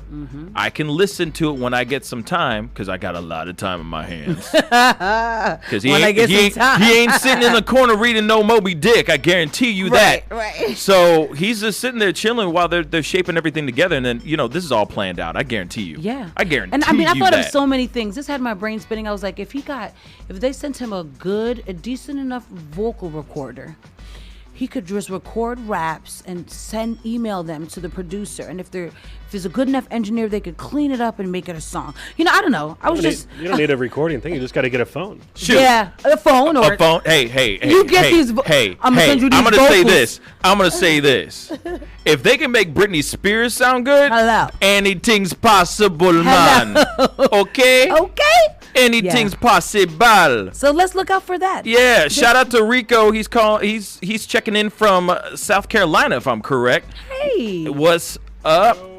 And yeah, I was just gonna say that really quick. South Kakalaki in the house. South Kakalaki. I love it. If I'm correct, could be a typo, but I think he is checking in from South Carolina. Nice. South Carolina, not North Carolina. Sorry. Oh, South Kakalaki. That's what's up. But man, okay, that's interesting. Yeah, and so my last bit of news. This is more of a congratulatory. The late great Nip. His album. The late great Nip. Oh, okay. Yes. Nipsey. Yeah. The late great. His album just reached 6 million worldwide sales. Wow. Nice. 6 times platinum. Wow. And you know what I have to say about this? All I have to say is this. You know how they say, give me flowers when I can smell them? Yes. Listen to good music before the artist dies, you guys. I couldn't agree more. Seriously. I couldn't agree more. Like, we need your streams now. Word. It's all great. There's a gorgeous picture of Lauren London sitting next to the plaque. It's a beautiful plaque with 6 platinum records on it. I can just imagine if he was here, how happy he would be that his album did 6 million, and it's shameful that sometimes tragedy makes us like appreciate people more. Right. When Nipsey was doing all of these great things when he was still here. What's really frustrating is but that applies to life in general. We always want to sit there and go, holy man was such a wonderful, beautiful man. And it's like, wait a second, why didn't you cherish that person when they were still on this planet? So it's kind of a thing that we do in general as human beings. We take things for granted, and then as soon as that person's gone, that's when we want to bring up all the accolades and all the great things that they've done for either the culture or for the genre of, you know, for the art or whatever it is. You know what I mean? It's very, very frustrating. And yeah, people should have been more into Nipsey when he was around, you know what I'm saying, instead of now. Right. You know, and I think his tragic death has made him more popular. Absolutely. You know what I'm saying? Solely because of how he died. You know what I'm saying? So anyway, we do got to go into a quick commercial break. Keep the comments rolling. Give us a call at 314-880-0808. Let's speak on it. Talk about it. Let me know what you think on all the things that we're talking about. This is the Pascal Show. We'll be right back. Bye. So you've decided to go to college. That's cool. So pop quiz. Which is a better way to earn your degree? Commute to college and fill your gas tank, get stuck in traffic, drive in bad weather, try to find a parking space, walk a half mile to class, or learn online at Independence University. In the park on a bench, on the beach on a towel, or on your couch with your kid. Your campus is wherever you want it to be. You don't go to college. College goes to you. That's independence. That's Independence University. You schedule classes around your schedule, and all your supplies, including a brand new laptop and tablet, are included with tuition. At Independence U, you'll learn from professional instructors with real work experience. You'll get personal support in school and lifetime placement assistance when you graduate. Get your degree, but keep your life. That's independence. That's Independence University. So if you're really smart, you'd call now. 1-800-940-0270. Independence U, for an independent you. 1-800-940-0270. 1-800-940-0270. I am a non-attorney spokesperson representing a team of lawyers who help people that have been injured or wronged. If you've been involved in a serious car, truck, or motorcycle accident or injured at work, you have rights, and you may be entitled to money for your suffering. Don't accept an offer you get from an insurance company until you talk to a lawyer. And we represent some of the best personal injury lawyers you can find. Tough lawyers that will fight to win your case. And they're so good they stake their reputation on it by only getting paid if you win. So if you've been in a serious car, truck, or motorcycle accident or hurt on the job, find out today for free what kind of compensation you may be entitled to. Call the legal helpline right now. 800-513-5981. 800-513-5981. 800-513-5981. That's 800-513-5981. You know, honey, I think I deserve some kind of reward. Here, have a pickle. Thanks. After all, I did find us the perfect house. Have another pickle. Thank you. But remember, then I found out how much our house was going to cost. Yeah, but then I found us the perfect mortgage. Got any more of these? Sure, help yourself. But then I found out our perfect house had radon. The stuff you can't see, smell, or taste. And it's radioactive. And it's the second leading cause of lung cancer. Some dream house. Yeah. I need two pickles. True. But then I found a phone number to call, 1-800-SOS-RADON, where you can get all the information you need to test and fix a home with the radon problem. You did. Yeah, and then I found out we were going to have a baby. So, you know, your study, it'd be a perfect room for my mother. Right. Now I need a phone number to fix a home with a mother-in-law problem. Hey. I'm in a pickle. Did you say baby? Do we have any ice cream? Protect your family from radon. Make your home safer. Call 1-800-SOS-RADON. 1-800-SOS-RADON. When I was little, I didn't talk for a long time. I was sensitive to lights and sounds, so I built secret hiding places where they couldn't get in. Sometimes I do the same things over and over, until one day I found out I had autism. My family got me help. Slowly, I learned how to live with it better. Early intervention can make a lifetime of difference. Learn the signs at autismspeaks.org/signs. Brought to you by Autism Speaks and the Ad Council. This is Real Talk from Real St. Louis, streaming live on RealTalkWGNU.com. Yes! Welcome back to the Pascal Show. Thank you guys so much for tuning in. If you're watching on our Facebook.com/The Pascal Show, or our YouTube channel, YouTube.com/The Pascal Show. We are on there broadcasting both at the same damn time. Yep. Live right now. So go click that like button on our Facebook feed and our Facebook page, and go and click that subscribe button on our YouTube channel. That would mean the world to us. You know, we put in a lot of work into this show. We get a lot of great things that we do, and we have a lot of great people that come through into the show. So speaking of great people, we do have Jen Howze in the house. What's up? How you doing? Good. How are you? I'm very, very good. Hey, anytime. So tell me, what's going on? What's good? Everything. So I'm a graphic designer, a nurse on my side job, but my passion is with graphic design. And more recently, I started off with doing Snapchat filters and different graphics, but more recently I ventured off into becoming an author. So I wrote a book with the help of my mentor and business partner, Karan Bolden.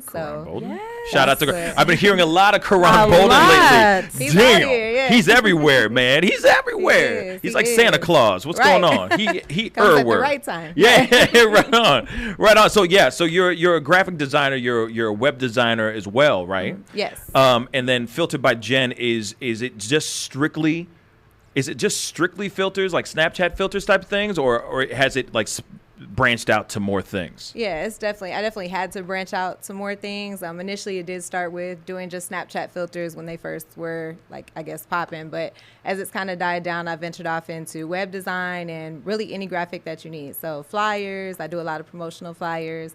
I do logos, I do business cards, really any kind of graphics. So. Word. And what's funny is I've only knew her from the filters, the Snapchat filters that Jen, I'm talking about Jen, like I'm talking about her like she's not even here.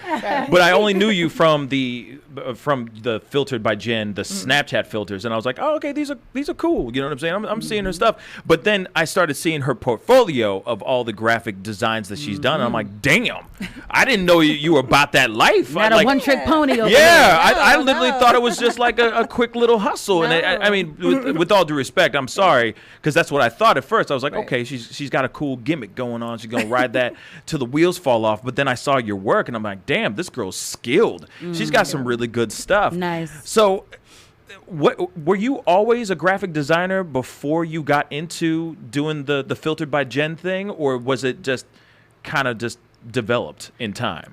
I just, in life in general, have always been a graphic designer, but I never went to school for it, so I taught myself. But I've been using Photoshop and doing graphics for over 20 years. Okay. So I really taught myself. But when Snapchat offered that capability, I was like, oh, I can do this, and really put my heart into it, and I loved to do it.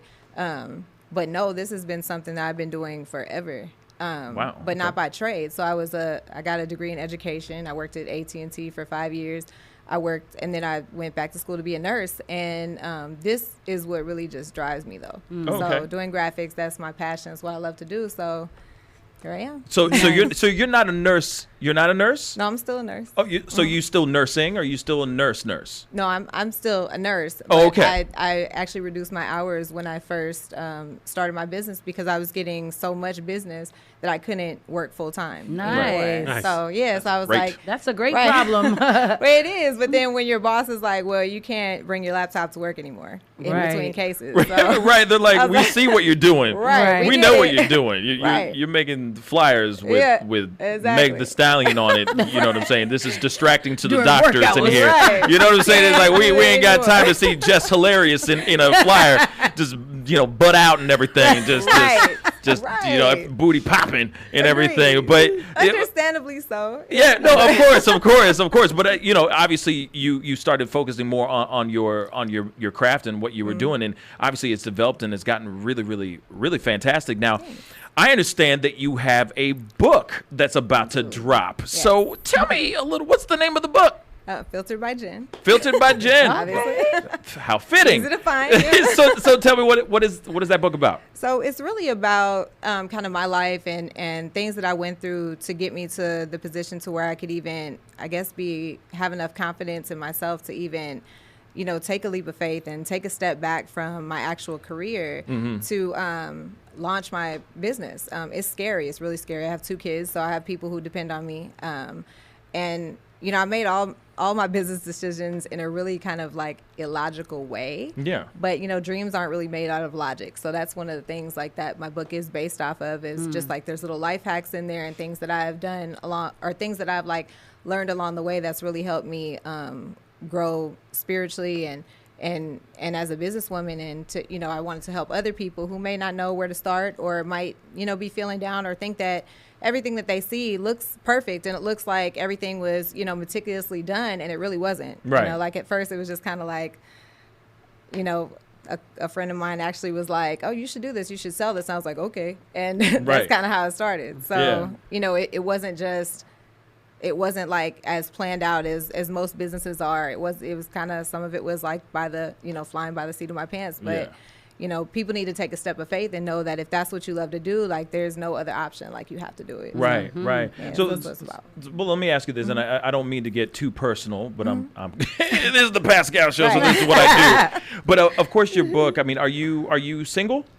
So you're a single mom of 2. Yeah. Okay. So do you talk about that at all in the book? Do you address the trials and tribulations of being single and raising 2 children? Absolutely. I mean, one of my little life hacks is like you have to accept your own like bull. I don't know if I can cuss, but no. Exactly. Well, good, we on the radio, right? I know you censor. It's okay. But, so you have to accept your. That's like the first step to growth, and like. Something about that is addressed in the book, and of course, like I won't mention everything, or else there's no point in getting it. Right. But like, I'm like I spend a lot of time with my son, and I'm really attentive to him. My kids have a 14-year-old age difference, and so my daughter and I really didn't get along. So I think, and that's why I didn't have another child for 14 years. But I had to really accept and come to terms with the fact that I didn't pay as much attention to her that I did with my son. And so like I might not have been the greatest mother to her, and things like that. And that's a hard pill to swallow, like knowing that you could have potentially like really affected somebody else's life, your own child, you know what I mean? So that's one of the things that really contributed to just my growth as a human being in general. Yeah. And apologizing for it. So wow. And so of course you're addressing that in the book as well. Yeah. I mean, you say that your relationship with your daughter was, I guess, estranged, I guess? Well, not estranged. We were always in contact, but we didn't like each other. We really, it was terrible. Yeah. Yeah. And on why do you mind me asking that question? But why was it so? Why was there strain between you and your daughter? I think we're so much alike. First of all, that's just from jump. Like we're very, very similar. We think a lot alike. So I think I was that way with my mom too, and we bumped heads all the time. And then I also think like internally I resented her because I thought that she held me back from doing things that I really wanted to do, or if it took longer to do them, it was her fault. But obviously with a lot of soul searching and prayer and things like that, I had to accept that, like a lot of the reason why we don't get along and why we, I guess, were the way that we were was because of that misconception on my part. And it has nothing to do with her. Like she didn't ask to be here, like, so right has nothing to do with her. So I had that so twisted in my mind that I couldn't even see what was really going on. You couldn't see the forest through the trees. Right. So then what did you do now? I mean, obviously, of course, I'm not trying to ruin anything in the book. I have not read the book. That's just kind of the backstory. But what did you do to redeem your relationship, to like mend the wounds inside of the relationship that you have with your daughter? What did you do to start fixing that?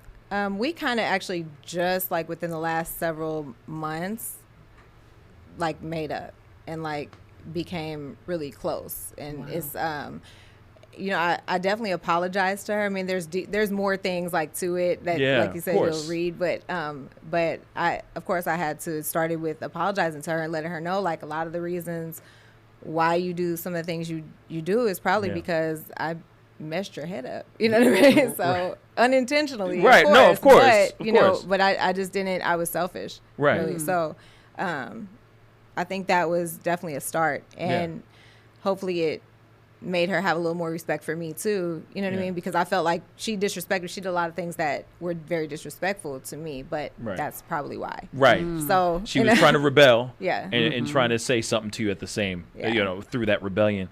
But I mean, I think that's really good though, that you came to terms with that, and now that you guys are mending the wounds, that's obviously a really big thing, and especially the fact that you had the guts to put it out there in a book, and obviously to talk about it here on the show, because I mean there's a lot of people out there that have a lot of estranged issues, or a lot of issues with family members and all that stuff. So I commend you for even putting that out on paper, and obviously just talking to us about it, because it's hard to come to terms about certain things like that, for sure. That is like a huge part of my book, or like becoming like who I was. Like I'm so used to everybody like, or really caring about what people think about me. Yeah. Like, and people look at me like, oh, everything is perfect and picture perfect. And like when I was married, everything was perfect with that, but it wasn't. But that's what you see, you know what I mean? And everybody's, it's this whole concept of like filtering things, and it's like everything looks perfect and it's not. And so I would never have put this out there like 5 years ago, or probably even 3 years ago. And so that's why like Karan and I have been talking about this book for about like almost right after I started my business.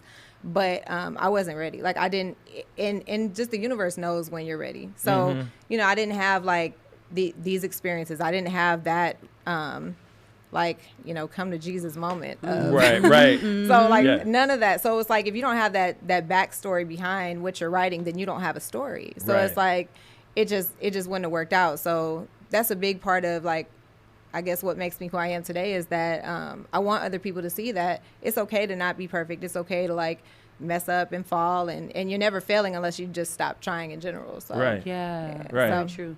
Yeah. No, I think that, like I said, just you having the balls to like get out there, put it out there in a book, and try, finding ways for other people to hear your story, and for them to find ways to have the balls to just jump into the passion that they have. Like you just jumped all the way into what you love to do, obviously you're doing it so well that it turned into a damn book. I mean, that's huge. You know what I'm saying? And of course, like transitioning from, of course, I'm assuming that like the transition from being married to not being married, to having a second child, the whole nine, I can only assume that those are subjects that are covered within this book, correct? Yes. That's cool. No, that's good. That's fantastic. Hopefully it is. I mean, damn, it'd be like sounds good. Actually, it's just a book filled with this Snapchat filters. Exactly. That's all it is. You know what I mean? What's really cool is the correlation. The filtered by Jen and the filters that we put on our life. That's what I'm saying. Filter your life. I love that. That's so powerful, and I think a lot of people will relate. Because look, we all be like, we don't want to do posts sometimes without them filters. Right. Yep. We don't want the people to see the real us. Exactly. So I think that's going to really resonate with a lot of people. It's filtered by Jen, but it's also unfiltered in the book. Yes. Oh, maybe. Which I like. Well, maybe we have to edit something. I'll give you your Chris. Body roll. Body roll. Hey, you're very welcome. You're very welcome. My address is, and my last name is spelled, just so you know when you make out that check. Right. Right.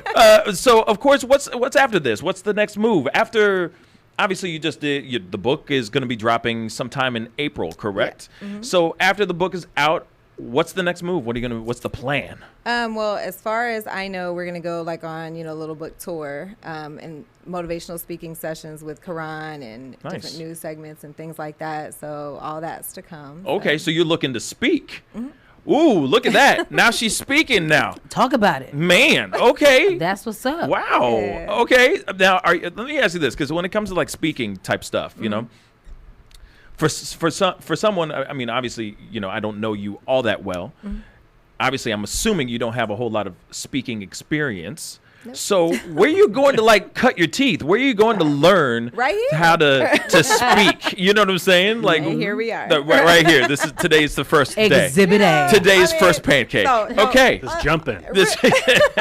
No, I am really shy. So I'm kind of an introverted extrovert. So you would never know it. But when I walk in here, I have tunnel vision. So like I won't even see you guys. Right. So it's a very difficult thing to get over. Yeah. But I play it off well, so that's the good thing. So it's like, even though I feel this way inside, I'm like sweating bullets. Not right now, but in there. Oh yeah, of course. Now I'm good. But Yeah, right before you just step on the stage or step out there. Obviously, there's the surge of nervousness that just shoots through your body, and then as soon as you get the mic, you can go, "Hello," then it all dies. Absolutely. Then it all goes away. You know what I mean? It does. And that's just been proven time and time again. Like there's been a couple things I've had to speak with. Like my mom passed away. She was inducted into the Hall of Fame at WashU.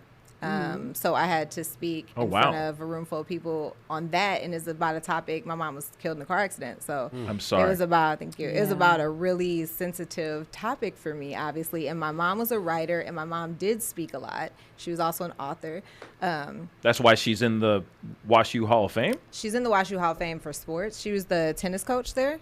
And she was the winningest coach in WashU history still to this day. Dang, do you play golf? Do you play tennis? Not really. I played softball and volleyball. I was really good at that. Okay. Tennis I was all right in, but she was a beast. So, that's dope. So, but then you had to speak. I had to speak. How did that go? It went great. I mean, I was same situation. Of course, I was super nervous. I mean, everybody in the room pretty much knew who I was or who I was there for. Right. But it didn't matter. I was still super nervous, and of course I started crying at the end, but it was okay. I mean, of course, obviously that makes sense that you would cry during that. I think there's room to cry. Yes. Obviously, you're honoring your mom. You know what I mean? That had just passed. So of course that makes sense. But that's a beautiful thing. Thank you. That's actually a really beautiful thing. So of course, Filtered by Jen.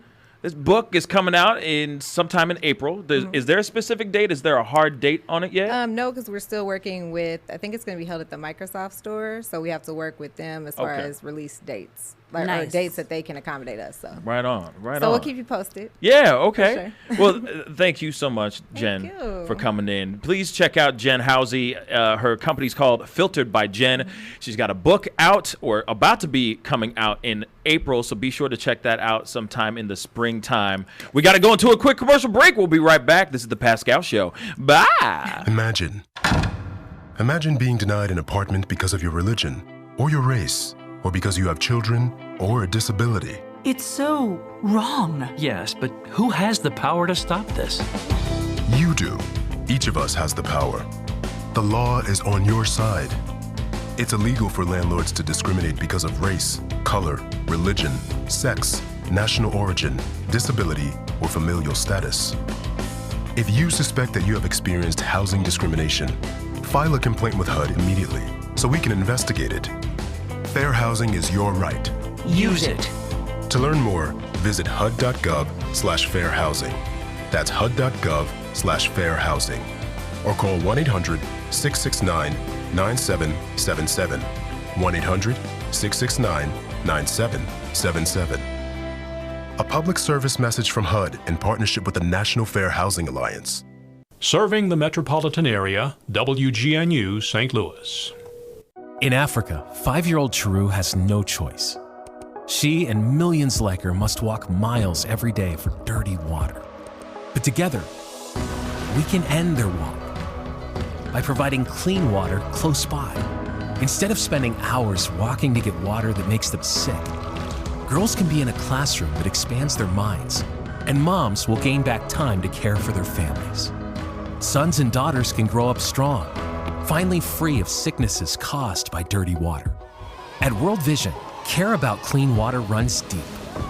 Deep enough to reach one new person with clean water every 10 seconds.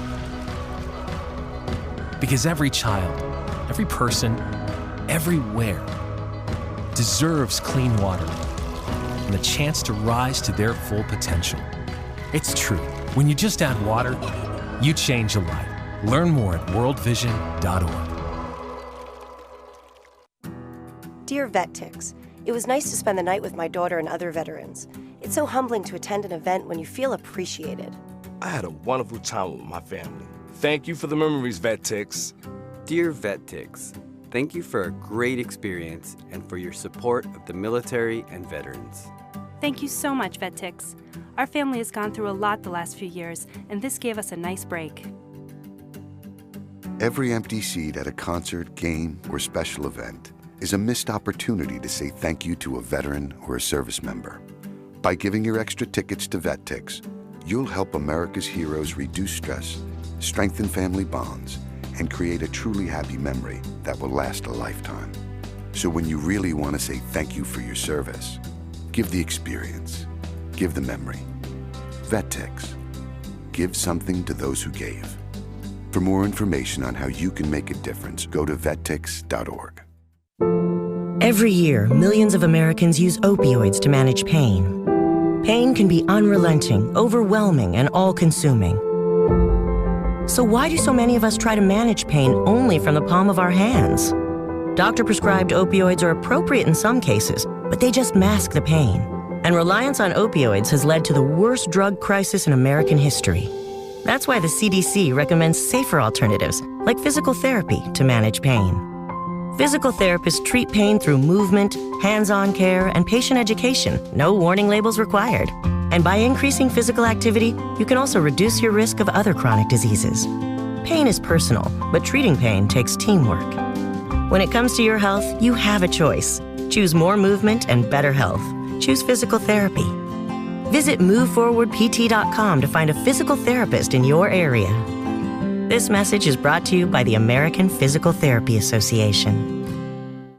All right, everybody in the car, let's go. What are we gonna do first when we get there, Mom? Go for a hike? Sure, if you want. What about canoeing? Can we go canoeing too? I don't see why. What about a bike ride? No, I want to fish. Okay. I've never been fishing. Honey, we can do it all. How long does it take to get to the forest? It's not. Is it gonna be long? No, sweetie. I bet it takes forever. It's not that far. Are we there yet? Yep, we're here. Already? No way! Come on, come on. It's a short drive from your neighborhood to your naturehood. Visit discovertheforest.org to find a neighborhood park or green space near you. Also, find fun activities to do like boating and biking or camping and hiking, plus much more. It's all right in your naturehood. A public service announcement brought to you by the Ad Council and the U.S. Forest Service. Hey, we're keeping it real all day on 920 AM and 106.9 FM. This is Real Talk, WGNU. Yes, welcome back. It's the Pascal Show. Thank you guys for everybody for tuning in and all that stuff. Big shout out to Jen Howze for coming through. Really appreciated her coming through. I think that her book is going to be really interesting to read. I think it's going to be a really good read. Unfiltered, like you said. Yes, unfiltered. I love that. I love that, the play on that. Yeah. So smart. I really like it too. Of course, there's a lot of things that are going on, but we do have to go into some news stuff real quick. We do have Alexander Ruwe in the house as well. He's going to be sitting down and serenading us a little bit with his guitar and his golden voice. Oh, yeah. But before we get into all of that stuff, we got to get into a little bit of what happened on the Grammys. So it's time for What the Hell Did I Just Watch? So hide your kids, hide your wife, and hide your husband because they raping everybody out here. What the hell? It's going to be a no for me, dog. Hey, what the hell did I just watch? Yes. So, it is time to talk a little bit about the Grammys last night, y'all. A lot of things happened during the Grammys. Everything from Alicia Keys to the Prince tribute to Demi Lovato's performance, to the wins, to the losses, and to outfits. That's all I'm going to say. So let's get into it really quick because there's a lot to talk about. All right. Alicia Keys' performance as the host for the entire Grammys, I'll say, was pretty good. I thought it was pretty decent. You know what Alicia Keys is? What? The perfect, safe, everybody likes her host. She's safe. Yes. That's what I'm saying. She's safe. No, I was repeating what you're saying because I agree. Okay. Yes, she is safe, but I don't know if safe is a good thing. To me, it was kind of like, all right, but I understand. I'll say this. She was the perfect person. She was the perfect person for what happened in regards to the information that everyone got right before the Grammys. I think she did it in a very elegant way. Very tasteful. Just getting people tuned in and getting people kind of going, hey, we're going to go through this together today, guys, but we're all here because we love music, and this man loved music too, and we're going to celebrate his life through the love of music. So I loved that piece. She had no makeup on. She had none. Again. I'll say that because I remember you saying it's an outfit for your face. I knew it wasn't gonna be nothing. Makeup is an outfit for your face. And she had them braids. I was just perturbed by the whole thing. You were perturbed by the makeup? I mean, by the hair? It was just real talk. You know, I'm a girl who loves glam. It was just no makeup and then braids going back. Sis, give us something to stand over. I thought it was really sweet. I thought her makeup was good. I mean, her you're hair. right. It was exactly that. I thought it was just fine. It was really sweet, as in I thought that ish a was 6-year-old just little girl look. Yeah, sweet. I mean, it was well. That's the thing. I think she was just being, and of course, that's her demeanor. She's very sweet. She's very kind. She's just got that. She kind of has that, like, you know. She just had a few. She like smoked a really good joint. You know what I'm saying? Like, hey man, we're all just gonna vibe out today. We're just gonna be here because we love music. Hippie vibe. Yeah, very hippie vibe. You know what I'm saying? Smelling like patchouli or something. You know what I'm saying? Alicia though, so yeah. No, I mean it's okay. I mean I like Alicia Keys too. She's great. I thought she did. I think she did good. Donald just said he loves the natural. I thought she looked fine without the makeup, man. Yes. She's beautiful. That's what gorgeous. I think. So she can rock whatever and we good. Or she could just wear a really big fedora, cover up half her face, and she's still on the clear. Yeah. She doesn't have to have makeup doing that stuff. But anyway, I thought she did a very decent job in regards to hosting it, in light of everything that happened. I want to know what you thought of her medley in the beginning. Well, not her medley, her tribute? Yeah, like in memoriam. No, when she sang. She oh, you mean her parody? Yes. I thought it was sweet. Yeah. I thought it was very cute. Yeah, I did and too. Honestly, I thought it was perfectly put together at the right time, because everybody was still going, man, I can't believe this just happened with Kobe. Mm-hmm. I think it lightened the mood and it got people kind of laughing a little bit. I think so. She was messing up a little bit on the keys a little bit, but other than that, that's live, and welcome to the world of being live. I thought she was really, really good. Okay, moving on to all that stuff. And of course, Jack, if you could do me a favor and just look up the accolades, like who won what exactly real quick, but I'm not segueing into that. I'm segueing into the thing that everybody was waiting for, which is the Prince tribute. Okay. Oh, I know I'm going to have a lot of people mad at me, but I'm going to say this. I didn't like it at all.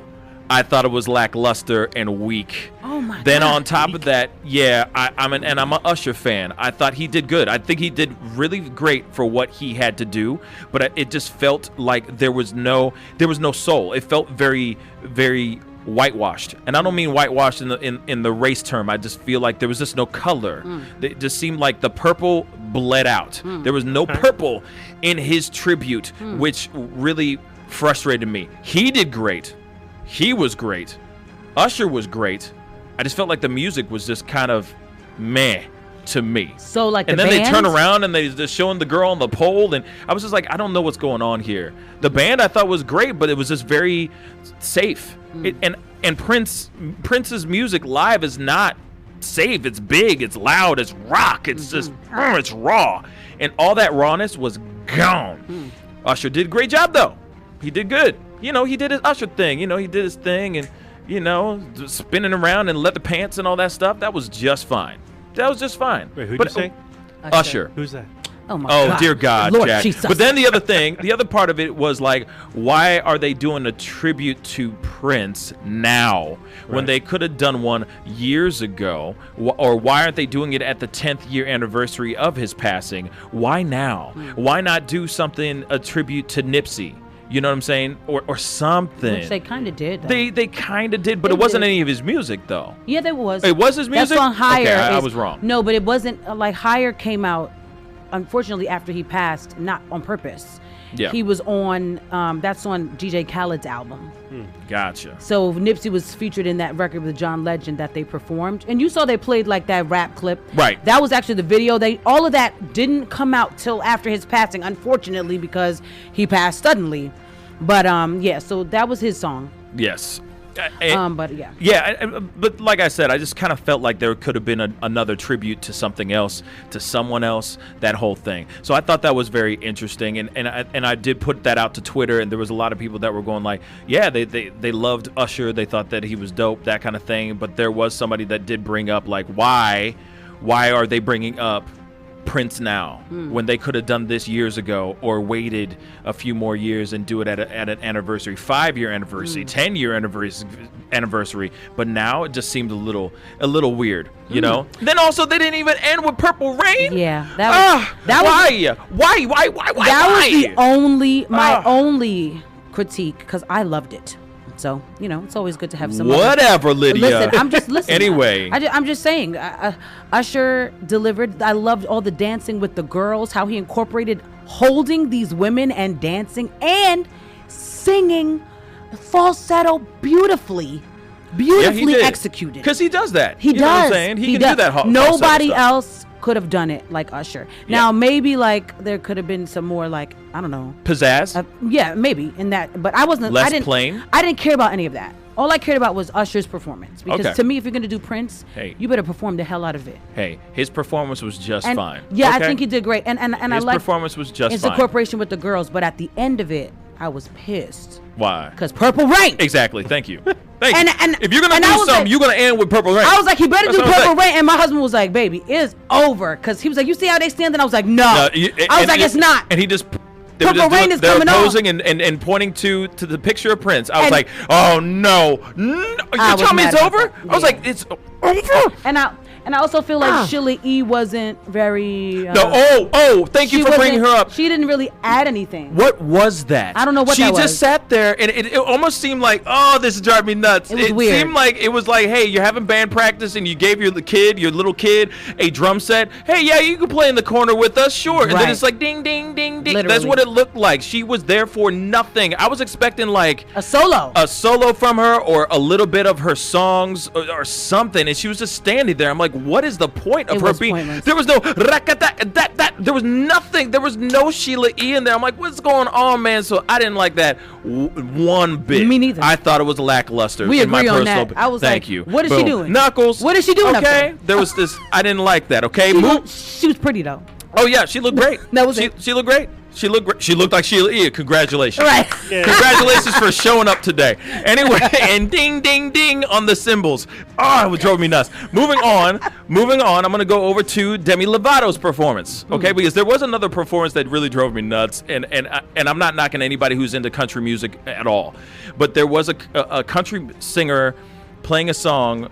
It was like, if your heart's in the roses, bring them home, or something like that. Right before they did the comedy album, I know, Grammys, so weird. it was a weird segue, and I'm like, why though? Why? So that was weird. I didn't like that too much. But moving on. Oh, and I thought it was really funny that it was Dave Chappelle that won, and he wasn't even there. I know.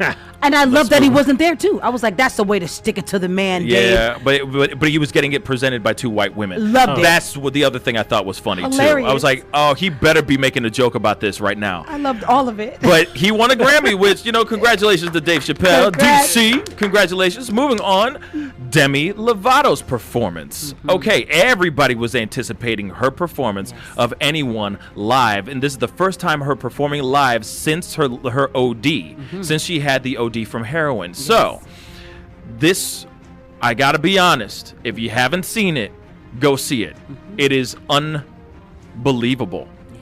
My mind was blown. I was getting ready to turn your mic off if you said anything else. No. I was getting ready to be like, no, cut the mic, Lucas. I was absolutely, I loved it. Yeah. I loved what she did, her performance, and what's crazy, and I thought this was really dope. And I don't know if it was planned or not, but when she started and then she stopped, and then she's like, we got to do it again, and she started over because she was already emotional before she started the performance, and that obviously got everybody.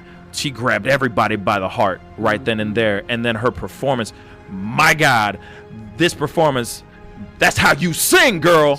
That's how you sing. She didn't sing. No, she sang. Yeah. So actually, she had an out-of-body experience, I'm sure, because that just really. Woo! I'm even thinking about it right now is sending chills down my spine. Now it sucks that it's in light of how fitting that she's doing this performance after an OD. Mm-hmm.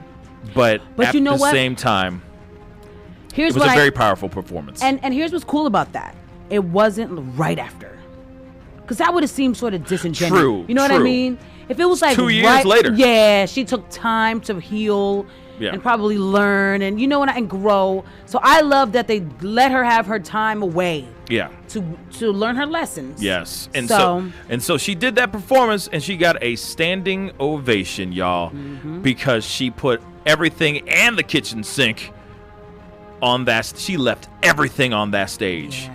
All right. Now let's go over to another thing. Billy Porter. Billy Porter. Let me just say something. I never knew that you could rock. I never knew you could wear a lamp. Not only just the lamp shade, but the whole lamp. Actually, he looked like a walking chandelier. I don't know what he was doing. And I'm not a really big fashion dude, but I didn't know what he was doing at that moment. That was... And then it got him attention, though. And it moved. It opened. Oh, yeah, it was operated. Yeah, it was a... I don't know, it was machine operated or whatever you want to call it. Open to reveal his face.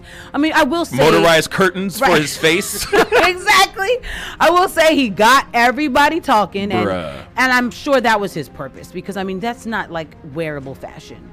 No, it's not. Like uncomfortable, you can't see. Who does that? It's obviously for the conversation, which has spilled over in today. So, it good job. It worked. It worked. It did. He did the damn thing, and it worked for him. It was ridiculous, you know what I'm saying? And it worked. It was ridiculous, and it worked. And it worked. Obviously, there's some winners. There was obviously Lizzo won 3 Oscars. I know that. Grammys. Sorry. I'm sorry. Lizzo won 3 Grammys. I know that Billie Eilish swept the awards as well. That's right. So let's go into these accolades and everything. Yeah, I'll give you the list. You just want the winners, right? You don't want just winners. So album of the year, When We All Fall Asleep, Where Do We Go by Billie Eilish. Right on. We got record of the year, Bad Guy by Billie Eilish. Okay. We got song of the year, Bad Guy by Billie Eilish. And then we have best new artist, Billie Eilish. And then we have best pop solo performance goes to Truth Hurts by Lizzo. We have best pop duo group performance is Old Town Road by Lil Nas X featuring Billy Ray Cyrus. Oh, can I just tap something on real quick? What was he wearing?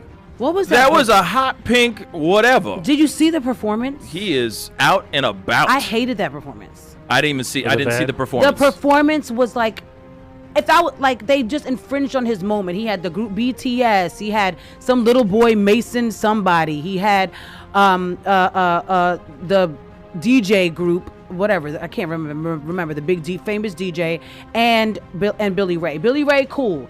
Everybody else, it was like, who are they? It was like a circus. Wow. Literally a circus. I heard about it, but I didn't. that's the one part that I walked away. Like he couldn't have his moment and do that song by himself, and then Billy Ray come out and that's it. You had to have 98,000 artists that nobody cares about. It's like, who's BTS? Exactly. I don't even know who's Mason such and such. He's like 6. Mace Windu? Mason somebody. Oh, the yodeling kid. He's a baby. Yeah, he is a child. I was like, why are you doing this to this boy's song right now? You got Macaulay Culkin from Home Alone on the stage with that performance had me like, and there was this crazy elaborate set. He was walking from room to room. It was just like, bruh. That's the song you could have just came out there. Yeah, we ain't about that life. Sang it. Nah. Billy Ray come out, and that's it. Yeah, I mean, but at the same time, I could see how the angle where they were probably trying to find something different with the song because it's been played so many damn times that they're just kind of like, let's spice it up, let's do something a little bit different with it, so that people who are listening are going, I already know the hook to the song, I already know, so they were like, let's do something to spice it up. I'm assuming they destroyed it. Yeah, but I believe that. Sorry, brother. All right. Well, we got the best pop vocal album is When We All Fall Asleep, Where Do We Go by Billie Eilish. Wow. We got best R&B performance is, actually it doesn't say who was the winner on that wasn't one. It Anderson .Paak? It might have been, Come Home, Anderson .Paak. Yeah. Andre 3000. Okay.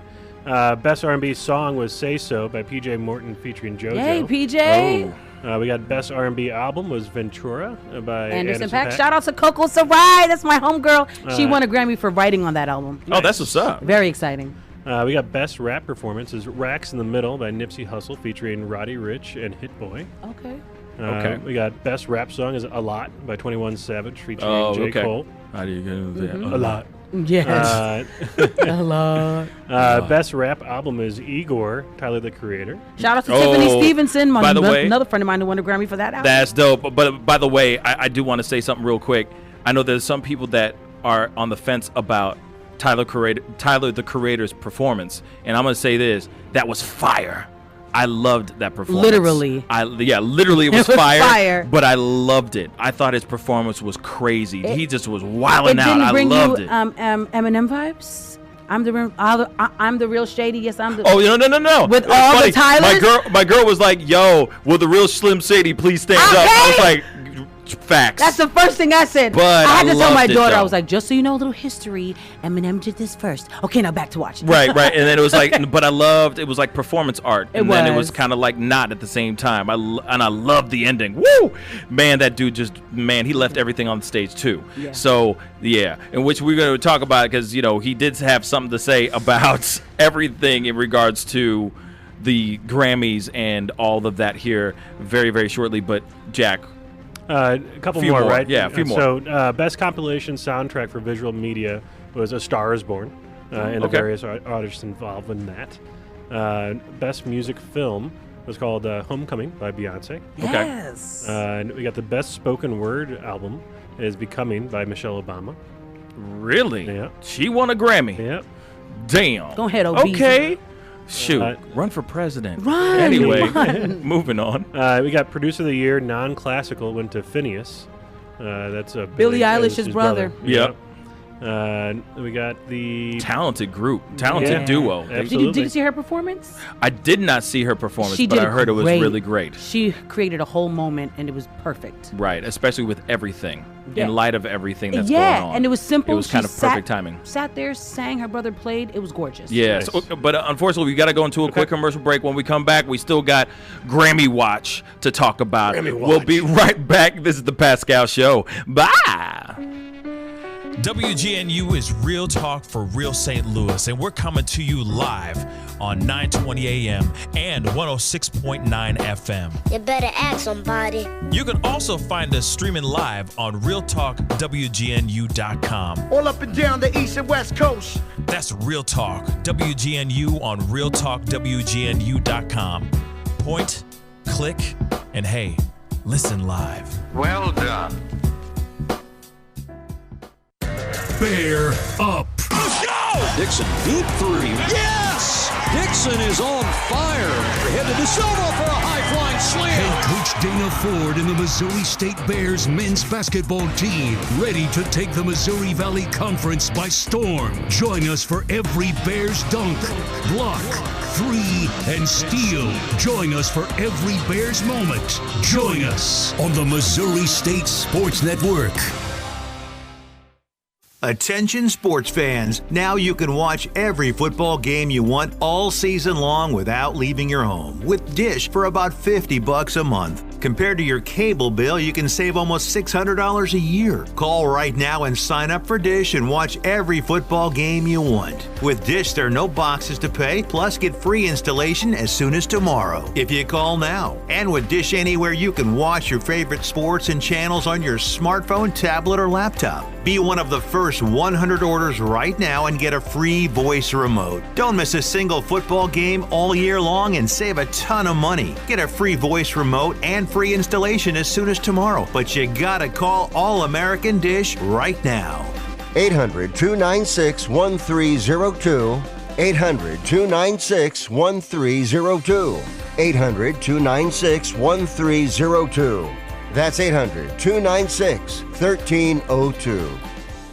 If you've been in an auto accident, even if you weren't injured, you've probably been contacted by someone urging you to go to a certain medical facility or a certain attorney to seek money from an insurance company. Auto insurance companies pay billions of dollars in medical claims each year, and they are a target for fraudsters who shop for accident victims who may or may not need treatment. They want your insurance information so they can bill for unnecessary visits and treatments that you may never receive. All of this adds up to higher insurance premiums for all of us. Insurance fraud is something you don't want to be involved in. There are ways you can protect yourself. If you're involved in an accident, talk to your insurance company first. Don't provide your insurance or personal information to someone that solicits you or tries to refer you. If you are injured, only deal with legitimate medical professionals and facilities. If you suspect medical fraud, call us at 1-800-TEL-NICB or visit www.nicb.org. A public service message from the National Insurance Crime Bureau. Today we decided to walk to school. At the corner, we waited to cross the street. The stoplight counted down. 15, 14, 31? 13?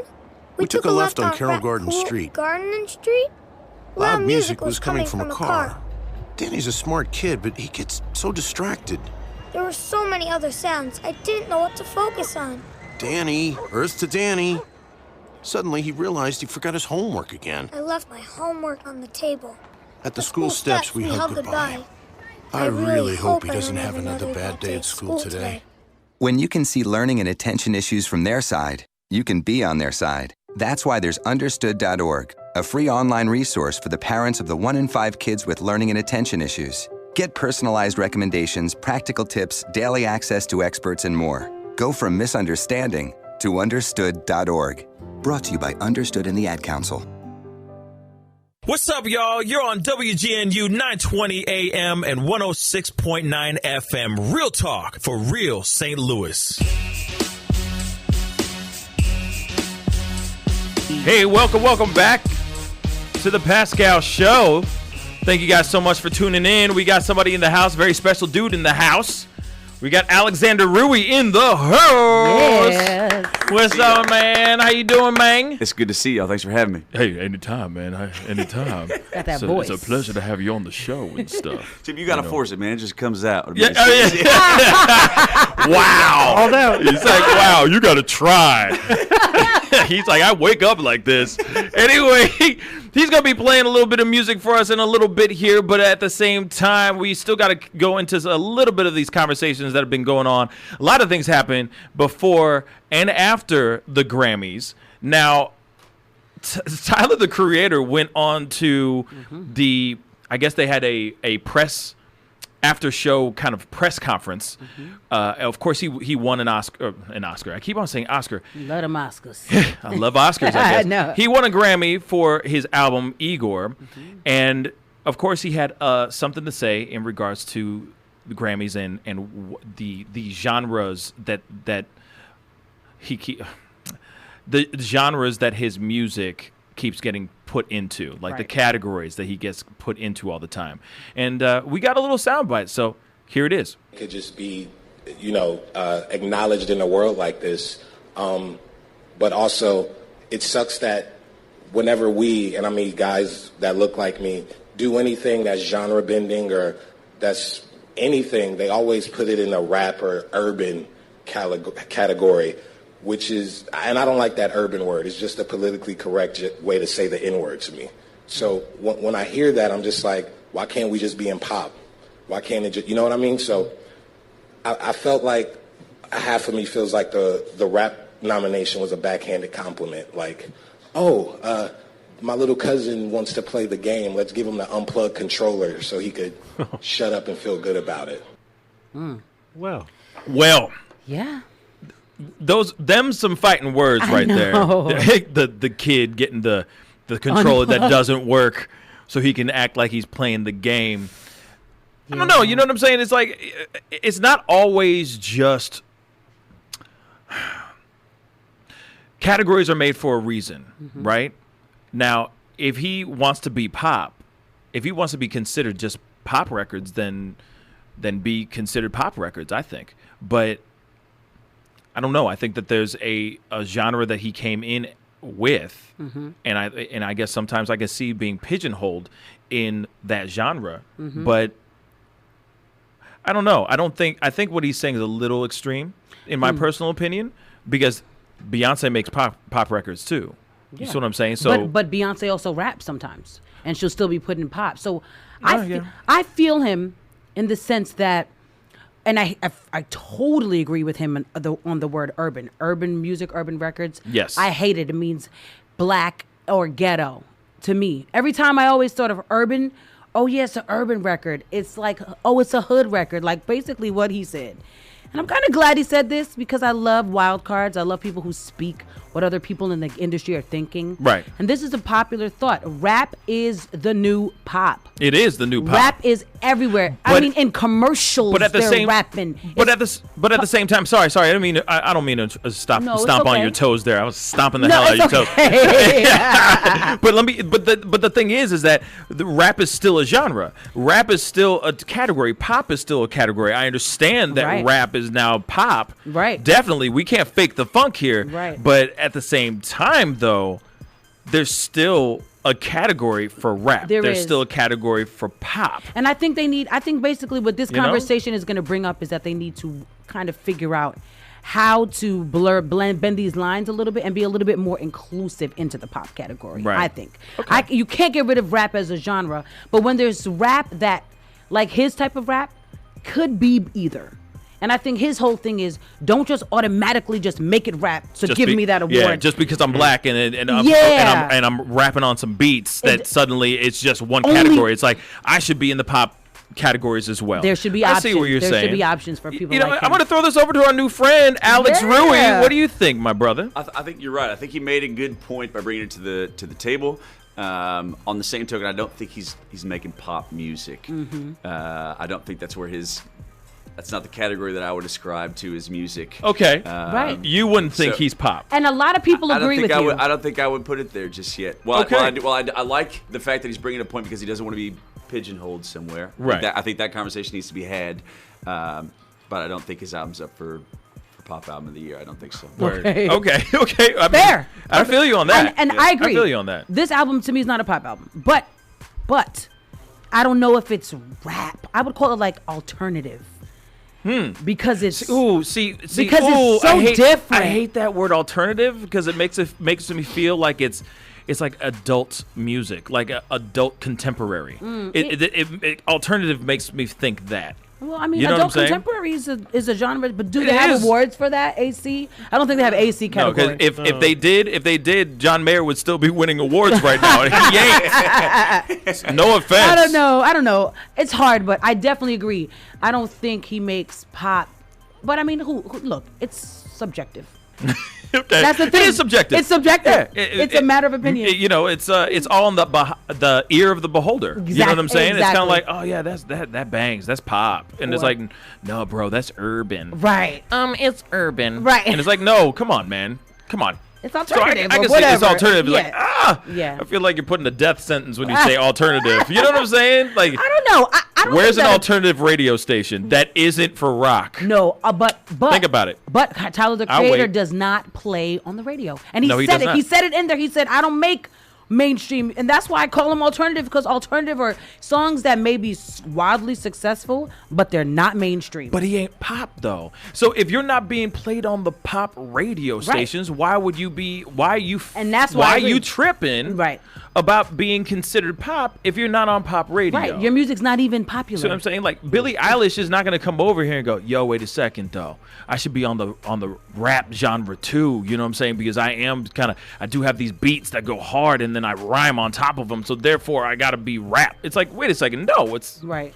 No, right. You're on the pop stations for a reason, sweetie. And I think it's a good conversation. I think the Grammys are trying to work overtime to figure out how do we work in this new space, because music's evolving much faster than it ever did. Yes. Previously, we've got access to everything that's been made on the planet. Yep. Yes. You can be in the middle of Montana and be listening to the latest from Tyler the Creator. You can be living down in Miami listening to the latest from somebody in Texas. Right. Yeah, I was going to say, like, it's all over the place. Yeah. And Blake new Shelton stuff's coming out. Right.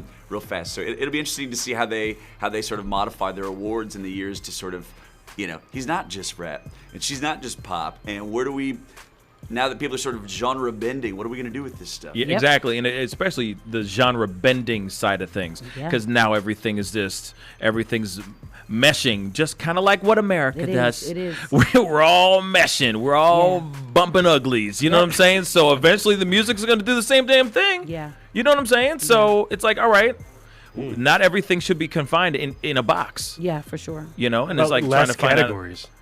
Pardon? How about less categories? Maybe less categories. How about just the best performance? And then you do like gold, silver, and bronze. Right. Yeah. Something like that. Yeah. Because otherwise you break it down into That's a million a different subcategories. That's definitely a thought. Interesting. Yeah. And then even the fact that R&B album doesn't even get no TV time. Yeah. The R&B album doesn't even get announced. It happens off the air. It's like, sheesh. Yeah. That's shady. It's definitely shade. Yeah, no kidding. Le shade. What are we gonna fill the commercial with? Right, exactly. Le shade. You know what I mean? It's really during commercial breaks. You win the gallon of water. Take your There you Grammy. go. Take it. Congratulations on your gallon of water. Keep writing music. We'll make sure everybody knows after the fact. Right. You know what I'm saying? It's like, damn. Okay. Right. Thanks. I think. Thanks. Anyway, but that's something to think about. But it is time for. Because there's something that's going on the internet right now, and I'm sure it's going to make all the white people in the room very uncomfortable. But we're going to talk about this. It's time for Where's the Beef, man? Let's get it. Okay. Where's the beef? I was about to start doing it. Yes, and today's Where's the Beef is between, oh boy, MSNBC's anchor Allison Morris versus everybody. The world. Everybody. It really is the world. It's not even just the black world, not even black Twitter. It's everything. It's everybody. Anyway, this is all revolving around the news about Kobe Bryant, okay? So anchor Allison Morris was on the news, MSNBC's news, breaking news about Kobe Bryant's death. Now, we have to bleep this word out, unfortunately. So I'm going to give you a quick breakdown of what she basically said. So she was on the news, spitting out these words, spitting out the news about Kobe Bryant's passing. And she slipped out the N-word when she was trying to say the Knicks versus the Knicks and the Lakers in one sentence. She smashed both words together, and it came out really bad. It came out, she was trying to say Nakers. Well, that's what she said she said. That's what she says she said. But she said a little bit of something like this. Seems like he was just the kind of athlete, the kind of star that was perfectly cast on the Los Angeles Lakers. So right off the bat, obviously we can't. What sucks is that we have to be censored, right?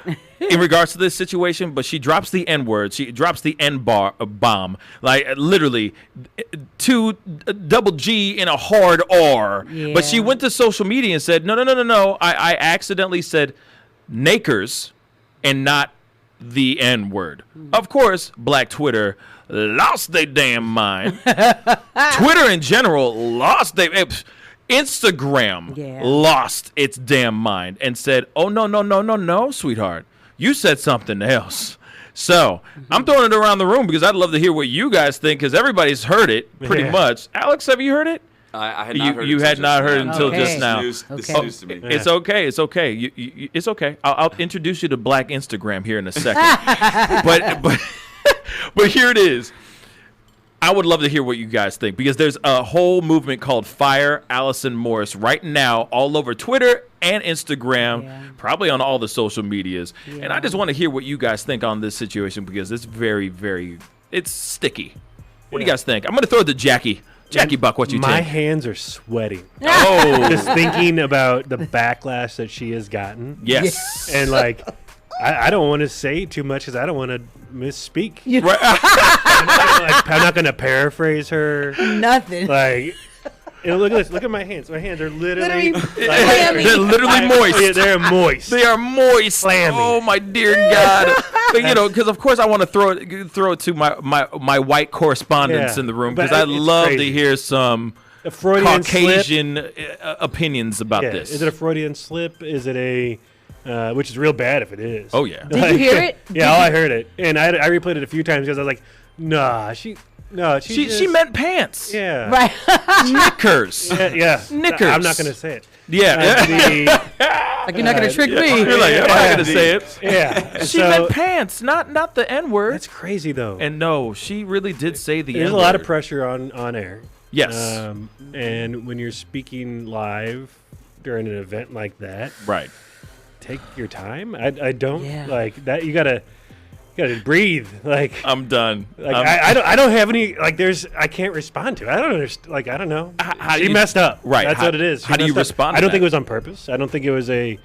I don't know her, but I don't think she has done any racist rants before. That's probably a good place to start. Yeah. Let's take a look at the background and and we can then make an evaluation of like, look, absolutely. Did you make a mistake? Did you do something stupid? Right. Let's make this right, or like, are there some other things here that right? Is her Twitter filled? Right.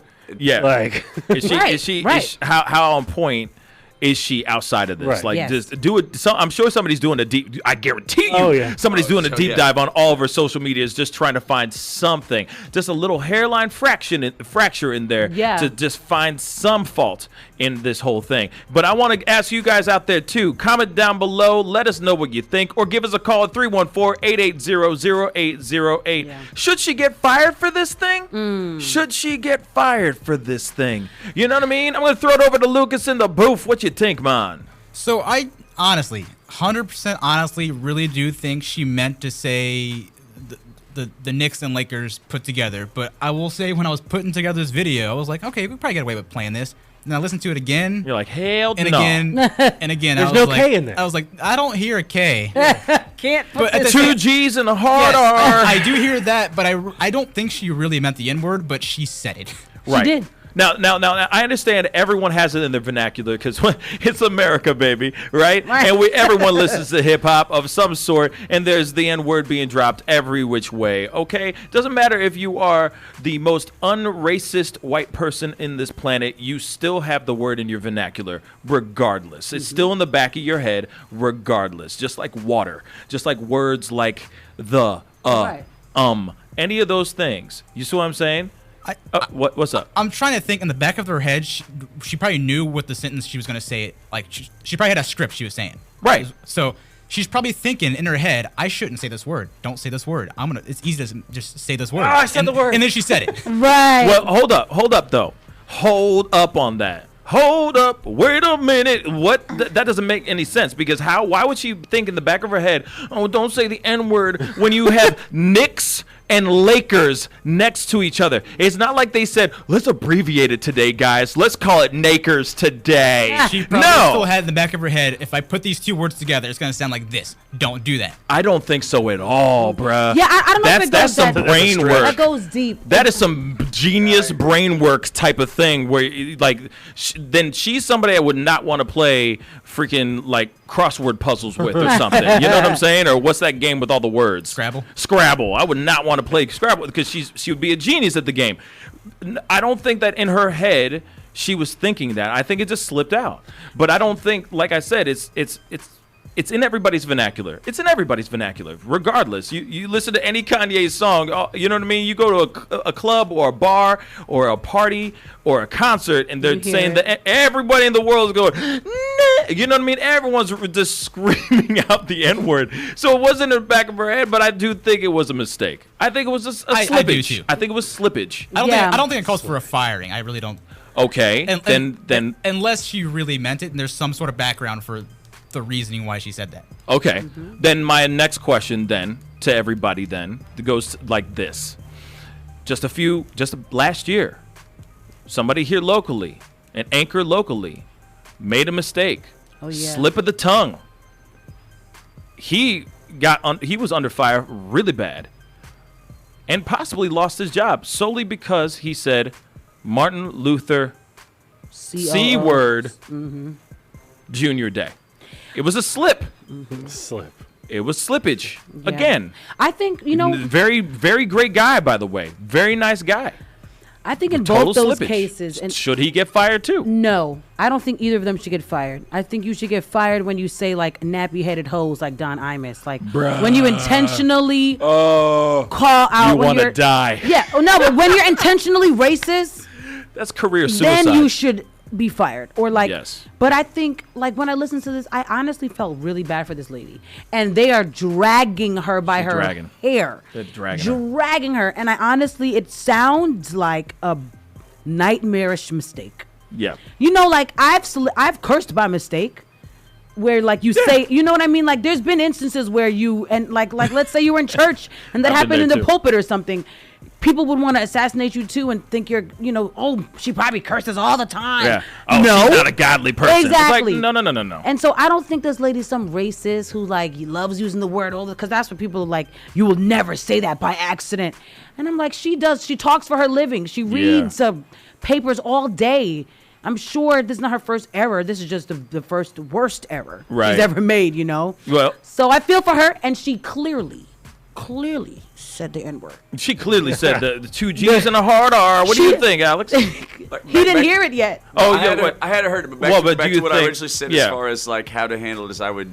Number one, I'm glad I don't have to handle it. I'm Right. glad that's not my responsibility to make that call. But number two, I agree. I think they should take a look at let's look at her history. Let's make a decision about where this is coming from. Right. And I think past behavior is a good indication of that. I do If too. she's Right. got any history of that kind of stuff, then it's gonna seem fishy. Otherwise, If it was Tammy, what's that one girl's name? The one, the girl who reports on all the black stuff. She's obviously racist. The platinum Tammy blonde. Lauren, Yeah. something Lauren. Yeah. Oh, her. If it was her, Tammy Lauren.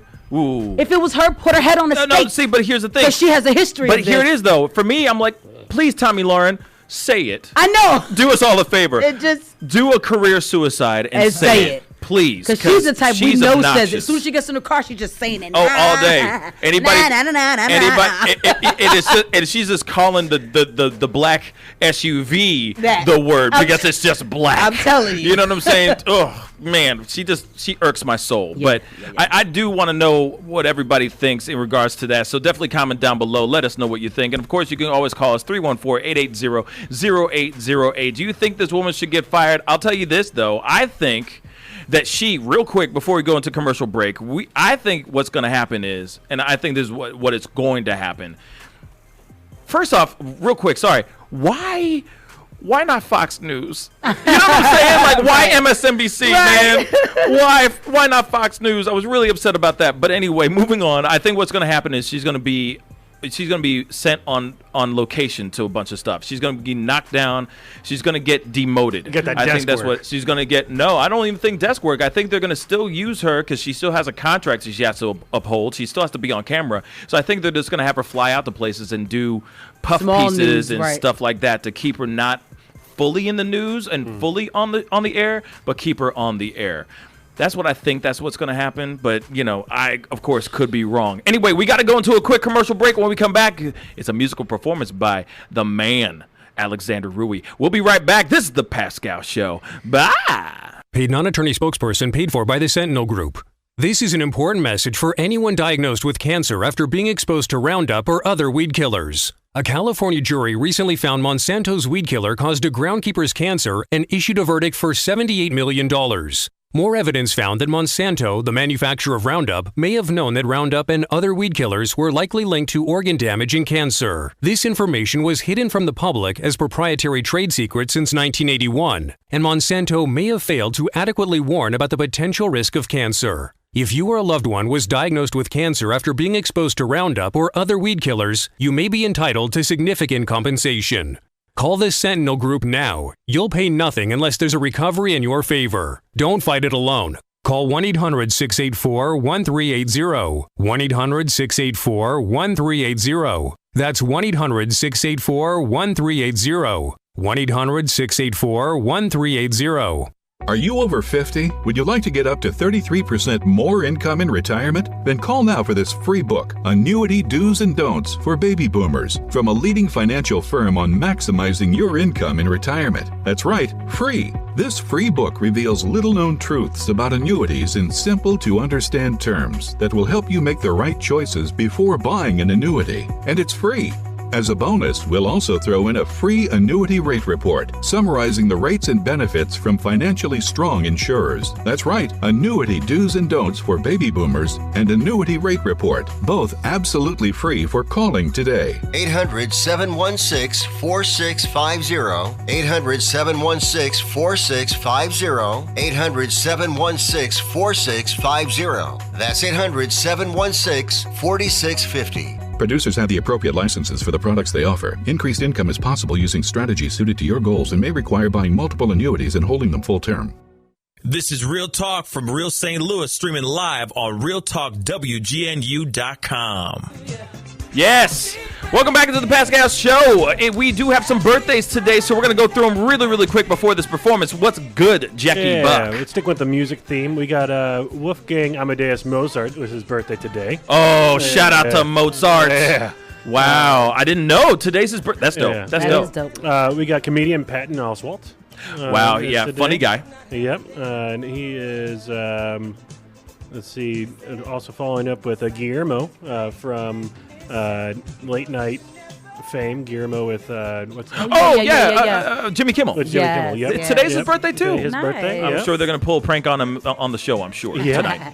We got Edward Smith. He was a captain of the Titanic. no. It's his birthday today. Oh, he did it. Yeah. he went down with that. Yeah. did. And I got two more here. I got Alan Cumming. Who played Nightcrawler in X-Men 2. Oh, I know him. And he's in The Good Wife. And then we're going to wrap it up today with John Witherspoon. It's his birthday today. Oh, R.I.P. Rest in heaven. Friend of the show. Yes, a very good friend of the show. It sucks that he's gone. He was a tremendous talent, and getting a chance to sit down and talk with him was an absolute honor and a treat.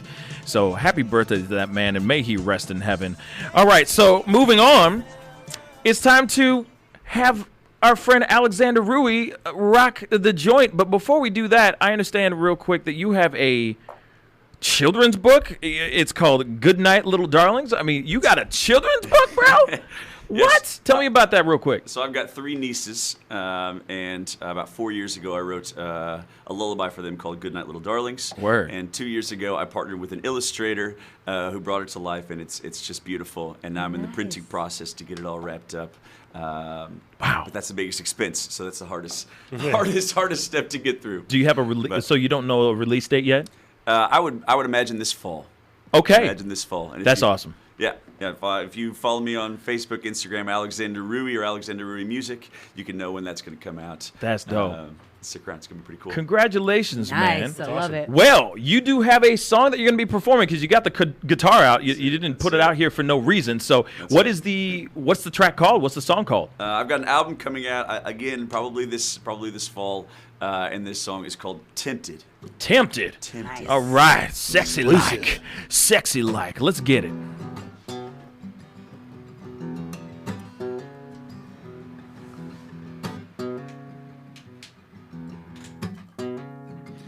So kiss me now, turn and walk away. So you got a man back home, and I must be getting along on my way. So it is a heavy burden for the shoulder. So don't I know? Now selfish just might be my middle name. Despite all that I'm giving, man, a hunger still remains. As Adam tastes the apple, desire, it gets the best of me.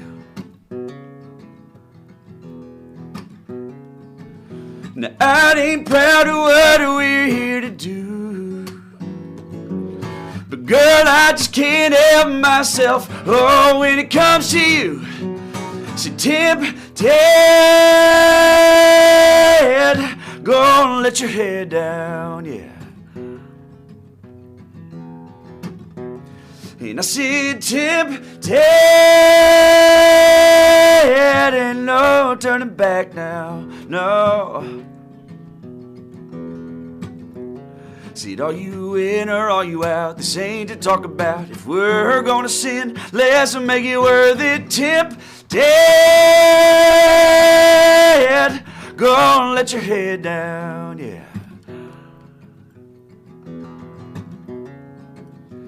Rumors can be proved if we don't talk. Little Lee said, she said, circles down. Something better comes along. And I won't talk if you won't talk. There's better ways to use our mouths right now. Now I ain't proud of what we're here to do, but girl, I just can't help myself. Oh, when it comes to you, so tempted. Go and let your head down, yeah. And I said tempted, ain't no turning back now, no. Said, are you in or are you out? This ain't to talk about. If we're gonna sin, then let's make it worth it. Tempted, go and let your head down, yeah. And I said, tempted, and no turning back now. No, no, no, no. Yeah. Yes, Alexander Ruwe, everybody. Woo! Can you tell us real quick where you're going to be playing next? Because obviously, you know, dang, man. Dang, man. I'm on the move, man. So I'm here locally. I'm in Hotel St. Louis tomorrow night. 2 weeks, I'm out in San Diego for a short tour.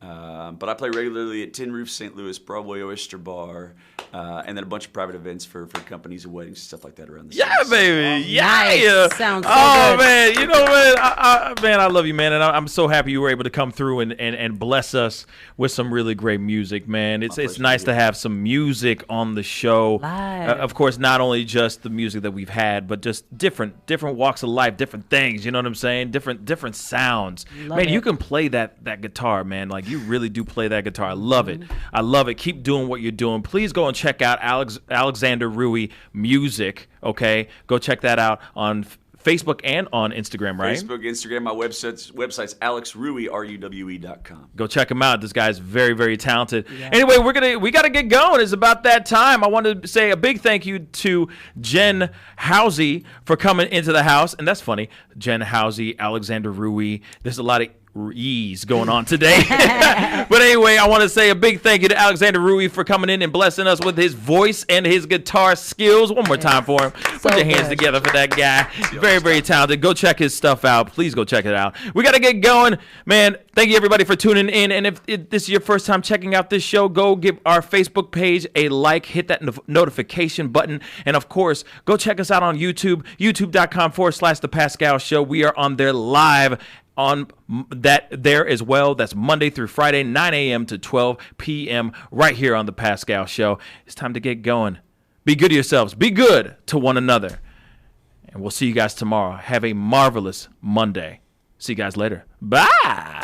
Hey, what's up, y'all? It's your boy Pascal. Thank you guys so much for tuning in. Be sure to check out our Facebook page, facebook.com/The Pascal Show, for all of our upcoming interviews, games, and our huge giveaways of fantastic swag. Check out facebook.com/The Pascal Show. And be sure to tune in weekdays, 9 a.m. to 12 p.m. right here